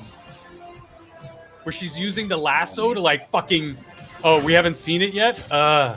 Yeah, she's using the lasso to like get around and fly, and here we go. She just fucking takes off like fucking Spider-Man on the 1980s cartoon. Oh yeah, just like, I'm looking at this, and I actually want to see this. And usually which is weird because at this point I'm like just so burned out with superhero movies that for the most part I just don't care anymore. And But I look at actually that, wanna she's see this. literally fucking Spider-Man slinging from lightning. Yeah. Oh, that's so fucking badass. Well, the thing is that she's actually a goddess. You know, it's not like with Brie where you just have this. Oh well, they had she's a alien demigod. interaction She's the daughter of Hades. Or, Yeah. no, of not Zeus. Hades, not Zeus. Not Zeus. God of Athena? War. God of Athena. War. So you can play Mars. Athena. Absolutely. Or yeah, that would be God of War. That would be Mars or What's his? Ares. Ares. Yes. She's the daughter of Ares, so she's technically a demigod, but still. Ugh. At least you've got that connection where the powers kind of make sense, and like historically, you can look into Greek mythology, and be like, yeah, she was a badass in their mythology too. So. oh yeah. Yeah, more of a hunter though, wasn't she? Like, wasn't she more of like an archer? Athena, yeah. Yeah. She's goddess of the hunt. Yeah, goddess of the hunt. No, Diane is the goddess of the hunt. Athena is more like she is goddess a god of war. wisdom. Sorry. Yeah. Goddess. It depends. She's been the goddess of like love, wisdom, war. A lot of like the Greek and Roman. There's a lot of deities overlap. It's had a lot. Yeah, there was a lot of overlap, and two, they all wore multiple hats. Yeah. They were all the god or goddess of like 4 different things. They were all just sick. But fucks they in the work end. as great characters, you know, because it's one of those Yeah. things where like they're gods of the past. Like, what would really stop a god of the past from resurfacing, right? Because it's always one of those like those philosophy theories that gods are created because people think of them and they believe in them. Yeah, like in American Gods. But I mean, it's interesting because the DC Wonder Woman, they're taking it that literal approach. Yes, she is the literal daughter of Ares, a god. Whereas in the Marvel verse, they took Thor, and it's like, well, you know, any sufficiently advanced civilization's technology would appear as magic. And yet they still have him as Odin's son, which is just like, it's like, are you doing like the whole straight up mythology thing, or are you trying to do this? Are you trying to do like the super advanced superhero? Well, thing? they're blending it. They're blending it perfectly. They're taking from what we understand as, you know, the Norse stories and mythology, and running with it and basically saying, well, no, we're just really super advanced, but we still have these amazing powers somehow through certain bloodlines. You know, there's this one story that I remember from their mythology about Thor and his goat. And there was this family that was starving to death, and he gave them this goat, and he was like, "It'll you know, come to life every time you kill it, but you can't use the bones. You can't use the bones to make soup. Like, you can only use the meat." And so one day the family they were like, well, what happens if we use the bones? And so what happens is the sheep is reborn with its legs broken. And Odin's like, well, now you can't have the goat anymore because you did something that I told you not to do. And I have evidence of it because it shows up on the goat. And I'm sitting there like, I don't think I could eat the goat, knowing that it's going to be reborn every day that I kill it. I would be looking it in the face and be like, sorry, dude, you look really tasty today too. So I don't know. I mean, I know it's between life and death, but killing the same dude over and over again just seems like a weird karma to me. Go ahead. Sorry, that was my story. You broke the goat. Sorry, it was just the goat. No, I just, I've studied the mythologies, so I was just expecting something a little bit more perverse. Yeah. Oh, that they were boinking the goat. I mean, I don't doubt that too. I mean, maybe on a cold night, the guy was drunk. Well, every it's something that's common across most mythologies, but particularly in the Greek and Roman, because the Roman basically just aped the Greeks wholesale on this. Yeah. It's every single one of them. Just about every single problem in Greek mythology is because Zeus couldn't keep it in his pants. Yep. And then the it's a cautionary tale. And then there's a few other things that usually fall along the lines of like some god throwing a giant hissy fit because a mortal was better at them. It was better than them at something. Yeah, it's usually one of cautionary tale as old as time. Don't stick your dick in crazy. Yeah. Or if you're Zeus, don't stick your dick in literally everything that is stationary long enough for you to do it. Male, female, goat. Didn't matter. Animals, spirit, some part of nature. Minotaurs, cows, didn't matter. Anything. if it was warm and somewhat moist, he stuck his dick in it. Not even that. If it was not even that, it was if it would stay in still long enough for him to pull his dick out of his toga, he would do it. And everyone is now welcome for that mental image. Toga.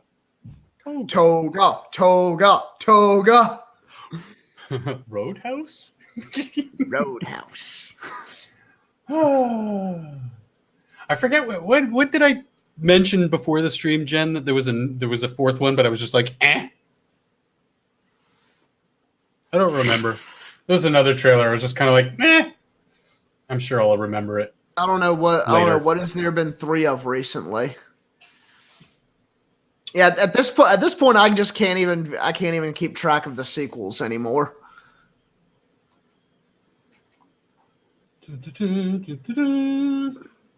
This Unbreaking walked into moist and warm. What the hell? Oh, that was the perfect time for you to walk in. Talking about them Greeks, noof. Yeah. And Epstein.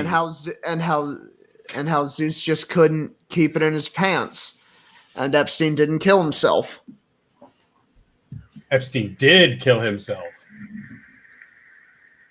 That's gonna start a fight. Okay, now this is bugging me, so I'm gonna look for it. There was something else. You work yourself. I'll be right back because I gotta take a leak. Yeah. There was the Disney Mulan trailer. I'm not a Disney fan at all. There was the Resident Evil 3 remake. Kind of wasn't a fan of the remake of 2. I mean, the games were good for their time, but I wasn't a fan of their ports to the new one. The new movie Free Guy with Ryan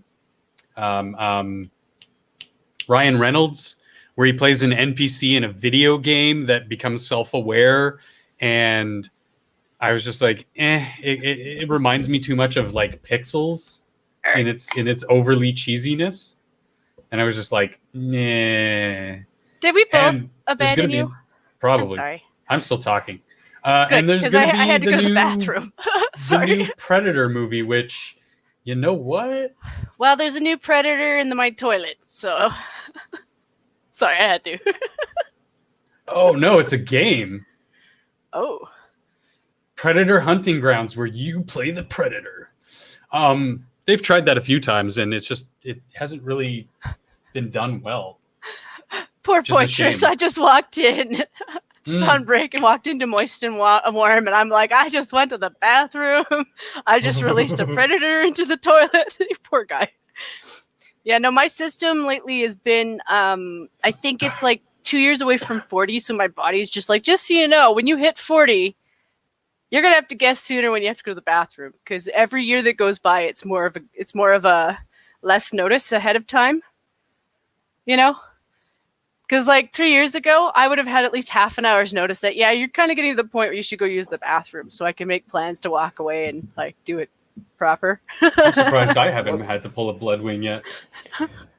Oh, I've been holding that in for a very long time. I figured you had it when I came back. I was like, oh shit, it's just like I said, like my system doesn't let me know. It's more like if you don't go now, you're gonna regret it. Yeah, they did do an Epstein sort of on Law and Order SVU. They also did, which really was, I mean, it kind of was, but it wasn't. It was, you can kind of see how it was inspired by that kind of a situation, but it wasn't a direct commentary on the Epstein thing. Just like before, they had a Jussie Smollett episode where they had really a Gamergate episode, and the Gamergate episode too, where again, these are, you can see where they're inspired by the events, but it's not a commentary on the events. And I think they would be too afraid to really address it. It's one of those things with a lot of people on the left that I believe that, like, if they were to do a real questionnaire, like, do you think that Epstein killed himself or do you think he was murdered? I would say the majority of them do think he was murdered. It's just like everything on the left, you can't say your own opinion. And I mean the far lefties are the ones causing that. Yeah, it's like a say what you will about Milo Yiannopoulos, but one thing he said that was dead on was, if you want to figure out which one of your favorite celebrities is a conservative, Google them and see if they talk about politics. If not, they're probably a conservative. Yeah. Yeah. I actually still like the guy, like, for all the things that he's, maybe done that's hurt his career. Milo's fabulous. He's fine. He's funny. Like, I mean, some stuff he takes a little bit too far, like everybody does, but he's flamboyant anyway. I've read most of his books, so. Oh, nice. I haven't. Were they good? I did want to read them, but Dangerous was really good. Despicable's pretty good, but it's not really like a political thing. It's mostly just, it's about the Catholic Church and Pope Francis, I think his name is. It goes very much in depth into like the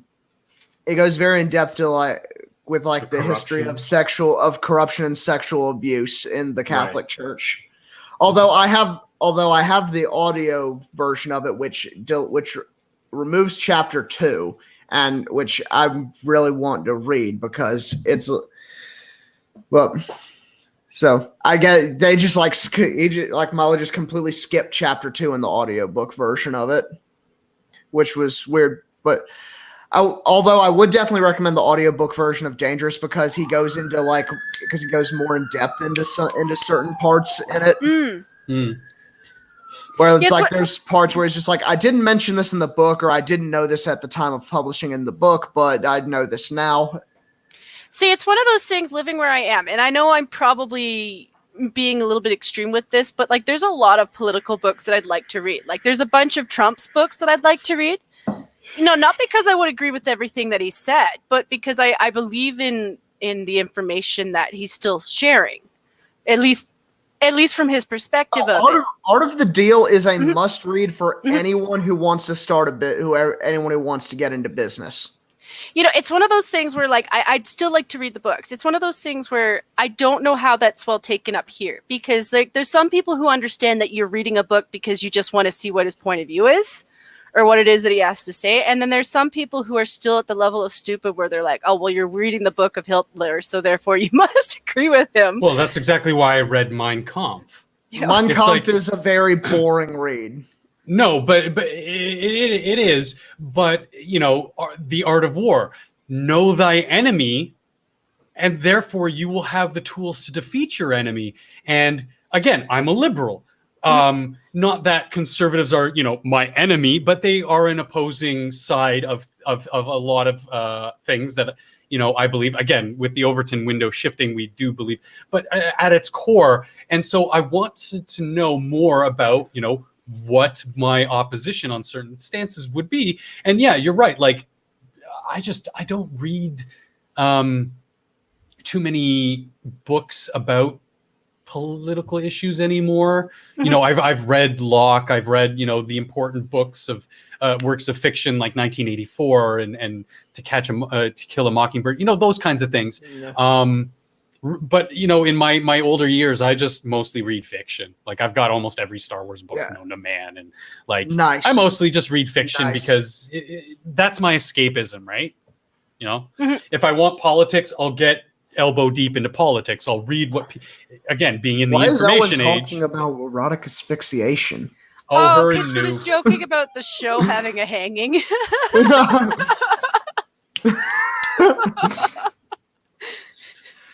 She's not going to hang me, is she? No. No. She said erotic asphyxiation is not a kink I would ever want to try.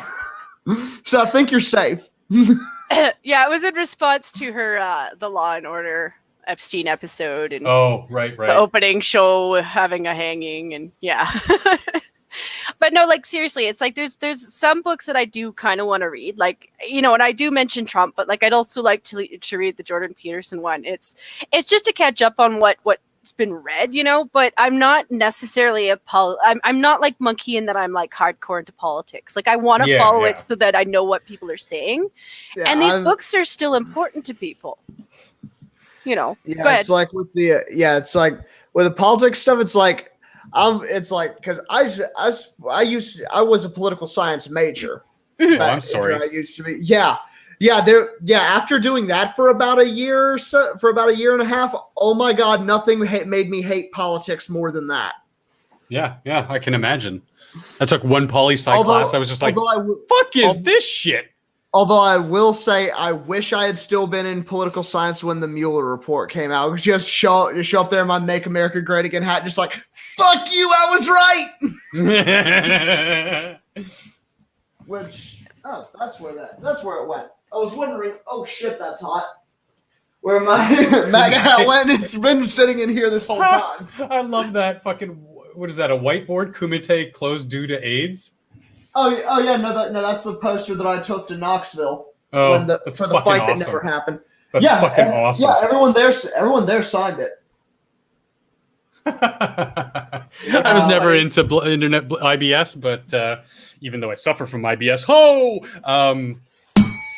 unfortunately, at the time that was going on, I was technically sort of not dating, but sort of dating a guy that hung out with Kraut a lot. And it was one of those things where, like, I didn't necessarily have to agree with Kraut to know that, like, just the fact that he hung out with the dude kind of put me in. Wait, with Kraut? Mm-hmm. Oh my God, I'm sorry. Yeah, like, I mean, the guy the guy it's in question, like, he talked to everybody. He's just one of those dudes who was kind of in everybody's circles, but he didn't do YouTube. He just followed everybody. Mm-hmm. So, like, he had connections with people. It was one of those things, people wanted to know who he was because he could still get you the connections to the guy to at least talk him into maybe going on to a show or something. But at the time, Kraut was in this, like, mindset of, oh, woe is me, and I was playing 7 Days to Die with this guy that I was trying to date, and that's the only connection I have there. So I would listen to him talk sometimes, but I would never, like I said, I would never say anything that he said that was personal just because I'm not an asshole. And I don't do that, even if I don't agree with the person, unless it's illegal what they're talking about. I'm not going to do that because there's enough of that shit on the YouTube as it is. Or just in general. But a lot of what he was saying and a lot of what he was doing was literally the stuff that people kept telling him not to do. Like, stop hanging out with so many of the spurgs that you keep hanging out with because they're retarded. He's still like that. I remember. Oh, he is. I tried talking to him once, telling him that, just like, dude, you really need to stop. He just blocked me. He doesn't. he's been in the mindset for the longest time that the people in his circle have to be able to help him out. And it's like, no, dude, the people in your circle need to shut up because they're not helpful to you at all. Yeah, you need a new circle because the circle that you're with is not going to help you. Like, they can't even help themselves because they're retarded. It was just like everybody kept telling him, just go back to making videos. Just enough of your asinine war, that your asinine one-sided war that you're never going to win. Like, he's still, like I said, he's not a villain like everyone paints him out to be. He's just an idiot. Yeah. Honestly, he's just an idiot. He's an idiot, and he's done some pretty despicable shit that I've been privy to. But it's because there's a guy who I used to talk to who's now really tight with Kraut. Oh, okay. So tight with Kraut and that whole crowd now. Wait. They finally decided to start. And he's definite. And one thing I can tell you is that Kraut definitely rubbed off on him because he's gotten into some really scumbag shit now, which is why I don't talk to that guy anymore. The other one I'm super disappointed with, and I know you probably know him if you knew Kraut, Sondre. Him I don't know. Flaming head dude, who's from Sweden. Flaming head dude. The only flaming head. Yeah. The only flaming head dude that I know of is Harmful Opinions. No, I thought you were gonna say. Oh fuck! We were just talking about him. There goes my joke. Flaming head. Oh. Yeah, his name is Sondre. Hey, Misanthropic, you want to start a band called Flaming Head? Fuck yeah! Yeah, a lot of the guys in the drumstick. group, if you were to ask Cognitive, if you were to ask Kraut, if you were to ask any of these guys, they know who Sondre is. So Sondre is one of the worst things that happened to both of them. And I mean that for both guys. So Sondre is one of those guys who was from Sweden, who at least gave you an idea of what was actually going on in Sweden. You know, like he was kind of like, they're as close to a conservative from their point of view as you can go. And then he went so far left. And it's to the point where, like, he'll say things like Greta's a fake. She's obviously a fake. But then he'll start going into why the climate change is still real. And you'll be like, okay, but you won't show us any data. You won't show us any data. Why won't you show it? And he's like, well, because then you would challenge my data. Mm-hmm. And right there, you're just sitting there like, well, Sondre, that's the problem. If your data can be challenged, then there's something wrong with it. But yeah, it's got your own head up your ass, with your confirmation bias. Yeah, he's another one. There were so many guys in that group. So finally, yay! the standoff that happened in Jersey City. Not yay. Excuse me, shit. They finally got some details. 6 people were killed, including 1 police officer, during an hours-long standoff and firefight Tuesday between 2 suspects and law enforcement in Jersey City, New Jersey. Jersey City Police Chief Michael Kelly said the 6 dead include 2 suspects, 3 people believed to be civilians found inside a building. So that's good because, as I said before in the stream, that 2 cops were shot or heard to be shot through the police scanner. So it's good that, it's not good, but I mean, it's better than it could have been that only one of the 2 cops that were shot died. So, thoughts for his family, because that sucks. We believe he was killed while trying to interdict these bad guys. The shooting started about 12:30 p.m. in one part of the city, drawing reinforcements from neighboring jurisdictions and virtually shutting down schools and commerce in some areas, police said. Yeah, like I said before, the public school was right across the street from where the 2 armed assailants were holed up. And one of the cops, again on the police scanner, claimed that a bullet whizzed past him while he was stationed on the roof of the school, protecting the children, making sure that they weren't near the side of the building, and also not allowing them to evacuate because they didn't know what it was a tenuous situation, but also accompanying a couple police snipers.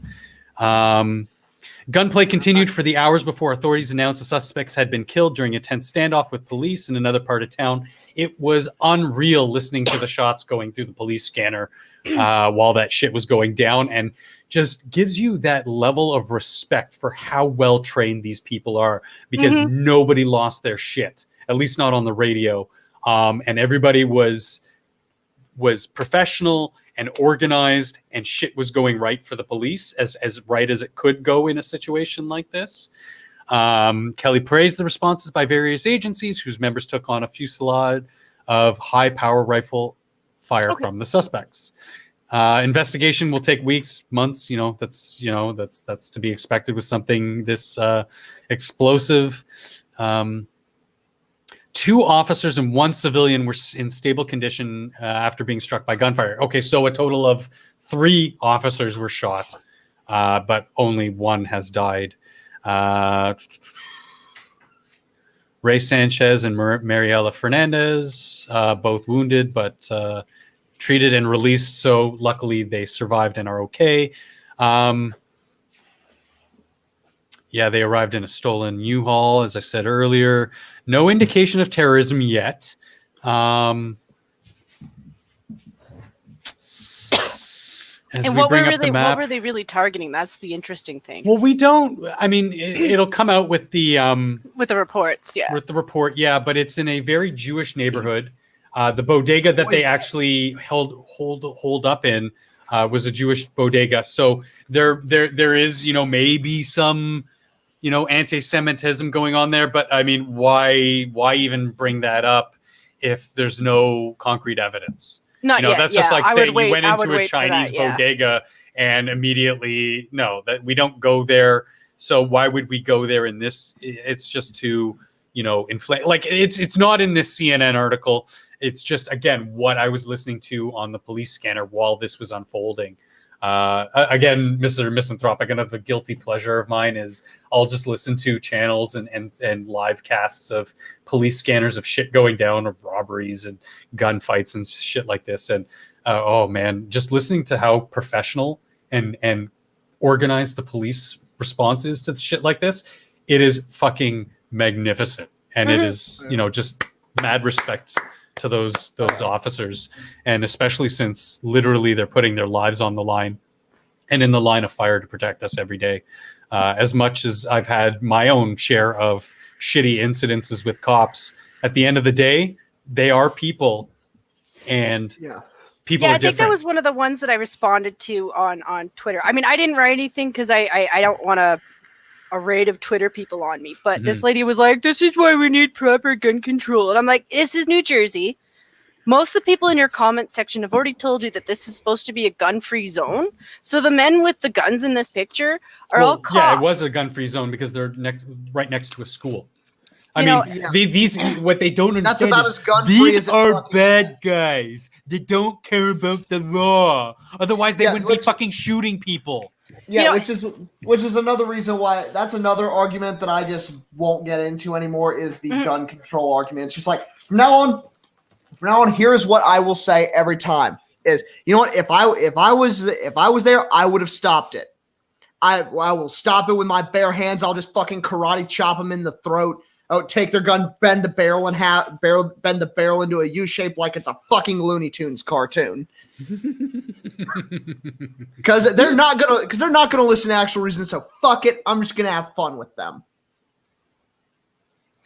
But the thing with her that made me so mad, it's like the people she was pointing fingers at was the line of cops with barely any armor on them, who are trying to sidewalk the street along the walls of the building to get at least some cover, so they can escort people out and stuff. And I'm like, lady, can you at least let them have some form of protection? Like, they're protecting citizens right now. They're putting their lives on their line to keep kids safe. It's for the most part, we're lucky for a lot of us that we live in big urban centers, gun control or not, because of the availability of the police. They do have generally a good response time for things like this. And especially in places like New York, where it has a recent history of a lot of violent acts and terrorism. But when you're living just outside of a city or in the suburbs or what have you, the response time is not that good. And that is where you definitely need the right to self-preservation and to defend yourself. Yeah, even still, I live in a city. It's a small city, but a city nonetheless. I'm still armed because as it's like last time I had to call the cops. Obviously, it took them. It was because long story, but basically there was someone coming at me with a knife, with a kitchen knife in my house, and it took them about 20 plus minutes to get there. Thank God that there was somebody else in the house with me.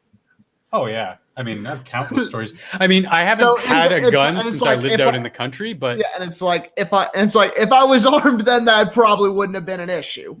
Right.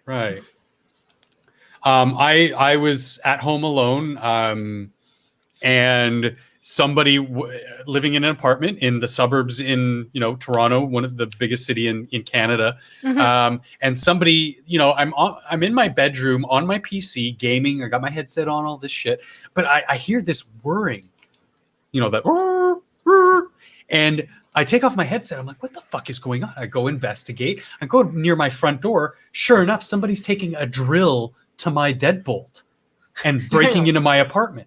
It took the cops about 35 minutes to get there. I could, any number. It turns out is somebody I knew, an ex-roommate who wanted to break in and steal. But it could have been anything. It could have been, a random hit, and guy could have had a gun. The guy I knew could have had a gun or a knife or worse. Yeah. Any number if he's of already things going to steal happened from you, what else is he going to do for revenge? Yeah. The thing is, you just don't know. Yeah, and to address SJ Poitras in the chat, I don't know how to pronounce Noof. that. Noof. Okay, yeah. To address Noof in the chat, just strip naked and chase after them. That's the reason why I sleep naked, because if somebody's gonna break into my house, last thing they're gonna see is me naked screaming cowabunga while waving a tomahawk in one hand and my pistol. Oh, the last thing they'll probably see from me is my frenulum, because I'll just whack them over the head with my dick. Oh yeah, you want some brain damage, motherfucker? Ah! Cowabunga, bitches! And again, we've come back full circle, because that should be a fundamental human right alongside what we were talking about earlier in freedom of speech. Yep. Freedom to self-preservation.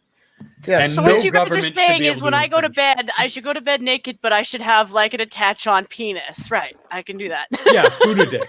If you had Fuda dick. And also they'll also see a 90-pound fur missile coming at them. God. What breed? He's the goodest boy. What breed? He's a lab shepherd mix. Nice. German shepherd, I'm assuming. Yes. Yes. I've had one of those. Very So good. Very fluffy. intelligent, very affectionate. But as soon as anyone would fuck with you, oh boy, was she like there in an instant in between us. Just roughhousing with a friend or something. She was boom right in front of me going, yeah, you want to fuck around? Let's fuck around. But of course, she was well trained enough to know she wouldn't act unless the command to act was vocalized. How did you lose an eye? Oh, tried to break into this guy's place and got his dick in my eye. Yes, because they're going to have to explain that. Well, again, I am in Canada, so I'd probably get sued. Well, no. Yeah, in the United States, you probably get sued too. Functional Elwin says That's this why they implies you'd wake up from a deep sleep. Yeah, that's why if somebody breaks into your home, you shoot to kill, because if they survive that, they can actually press charges against you in a lot of states, even though they were the one breaking in. Yep. And also much like Epstein, dead men can't snitch. Right. Yeah. But for a multitude of reasons, the first and like the most primal reason is that they are forcing entry into your, I hate to coin a term, safe space. This is your home, your castle, and if they are coming in, which is why I'm really glad that I live in a stand your ground state. I mean, I still own some swords, but yeah. Later, Poitras. Hope your shift is good. Oh shit. Yeah, I actually got to roll out because I'm supposed to be on Blind Girl's channel right now. Yeah, we have gone a little bit over. I was gonna try to wrap it up. One last shout out to any of the DS9 fans still listening. Rene Auberjonois, I can never pronounce his last name. Auberjonois died the other day. Played Odo. He's a fantastic actor on the series, and that's the second amazing actor from that series we've lost this year. And it's a shame because I still watch each series of Star Trek at least once a year. But yeah, covered a wide variety today. It was fun. And it was really good to have you, Mr. Misanthropic, and Blind Girl, if you're still out there listening somewhere or come back to this, thank you again for being a voice of forceful feminism. Feminist, not feminism the movement, but like a forceful feminist voice. Strong female. Feminine voice. Female voice, yes. She was Jesus, what the? I'm tripping over my words for some reason. She's not even here. Any closing remarks? Nothing too much. Just that we're gonna be doing another stream on Thursday. So Thursday, I will probably same bat time, same bat channel. Yep. And we'll have a newfie on that one, so it'll be another Canadian stream, and we'll see you all then. We can get some of that Eastern representation up in her. And I might be playing Raft with Random tonight, but that all depends on whether or not he flakes out for Satsu. Because sometimes Satsu's like, well, we could just play 7 days one more time, right? And Random's like, well, that's where all the money comes from. I'm not sick of them, but I'm so sick of that game. I know. So sick of that game. I know. I keep trying to give him suggestions too. I'm like, I know Monkey's reluctant to do Raft again, but at least Raft has new content. It's got actually a lot of new content. The only problem with it is to speed it up so that you can get through it, you need multiple players because it's slow as shit. But yeah, no, they've got to get other games going, and they both know it. They're just like struggling to figure out which ones to pick. And I'm like, you've got loads. Minecraft. Hell, I know, right? I hate Minecraft too. Heresy, you can hate Minecraft, but watching those two play it would be funny. Well, like I said, I still like them. I still like watching them. I'm not a big Minecraft fan, but it was always funny watching Sanute, Bear, and Drunkle all play. Oh god, that was hilarious. Like just to watch them do it for a week, because they could probably get like a cheap, like buy one get one free. It's Minecraft. It's not exactly expensive, and just play it for a week, and then they'd be fine. But you know what? They would do that, and then my Monkey would probably fall in love with the building. It's one of those Neebs things that I get back to where he reminds me of Absur a little bit because he likes building games. He's very much at home mama. Oh god, I love that reminds me. I've got like 2 years worth of Neebs stuff that I need to catch up on. They've got lots. I can say I'm not a fan. But you want to take us home, Jen? So like I said, I'm actually not doing the Wexit tonight because they've rescheduled for tomorrow, which is nice. So like I said, I'll probably be streaming with Random tonight unless he flakes off, in which case I'll join Jack if he lets me. Is tonight Gunsky night? Yep. Tuesday's always I don't even Jack know what the fuck day it is. Tuesday. Tuesday is always Jack's night. So I mean, if he asks me, I'll join him because I flaked on him last night. I fell asleep. Like once the Wexit thing was done, I was done. Is he on Discord? One of the Discords? I'll get you. I'll get to you after the stream. Yeah. Anyway, we'll shut down now because I think you got to go and visit blind girl and she had a phone call, so she left for that. So. Anyway, guys, have a good night. Who you gonna call? Snow Mexicans. Yes. And I'm still don't lick a steak knife. I'm still thinking about that abode up in Canada. I'll make it in the shape of an igloo. Night, guys. Have a good night. Sex.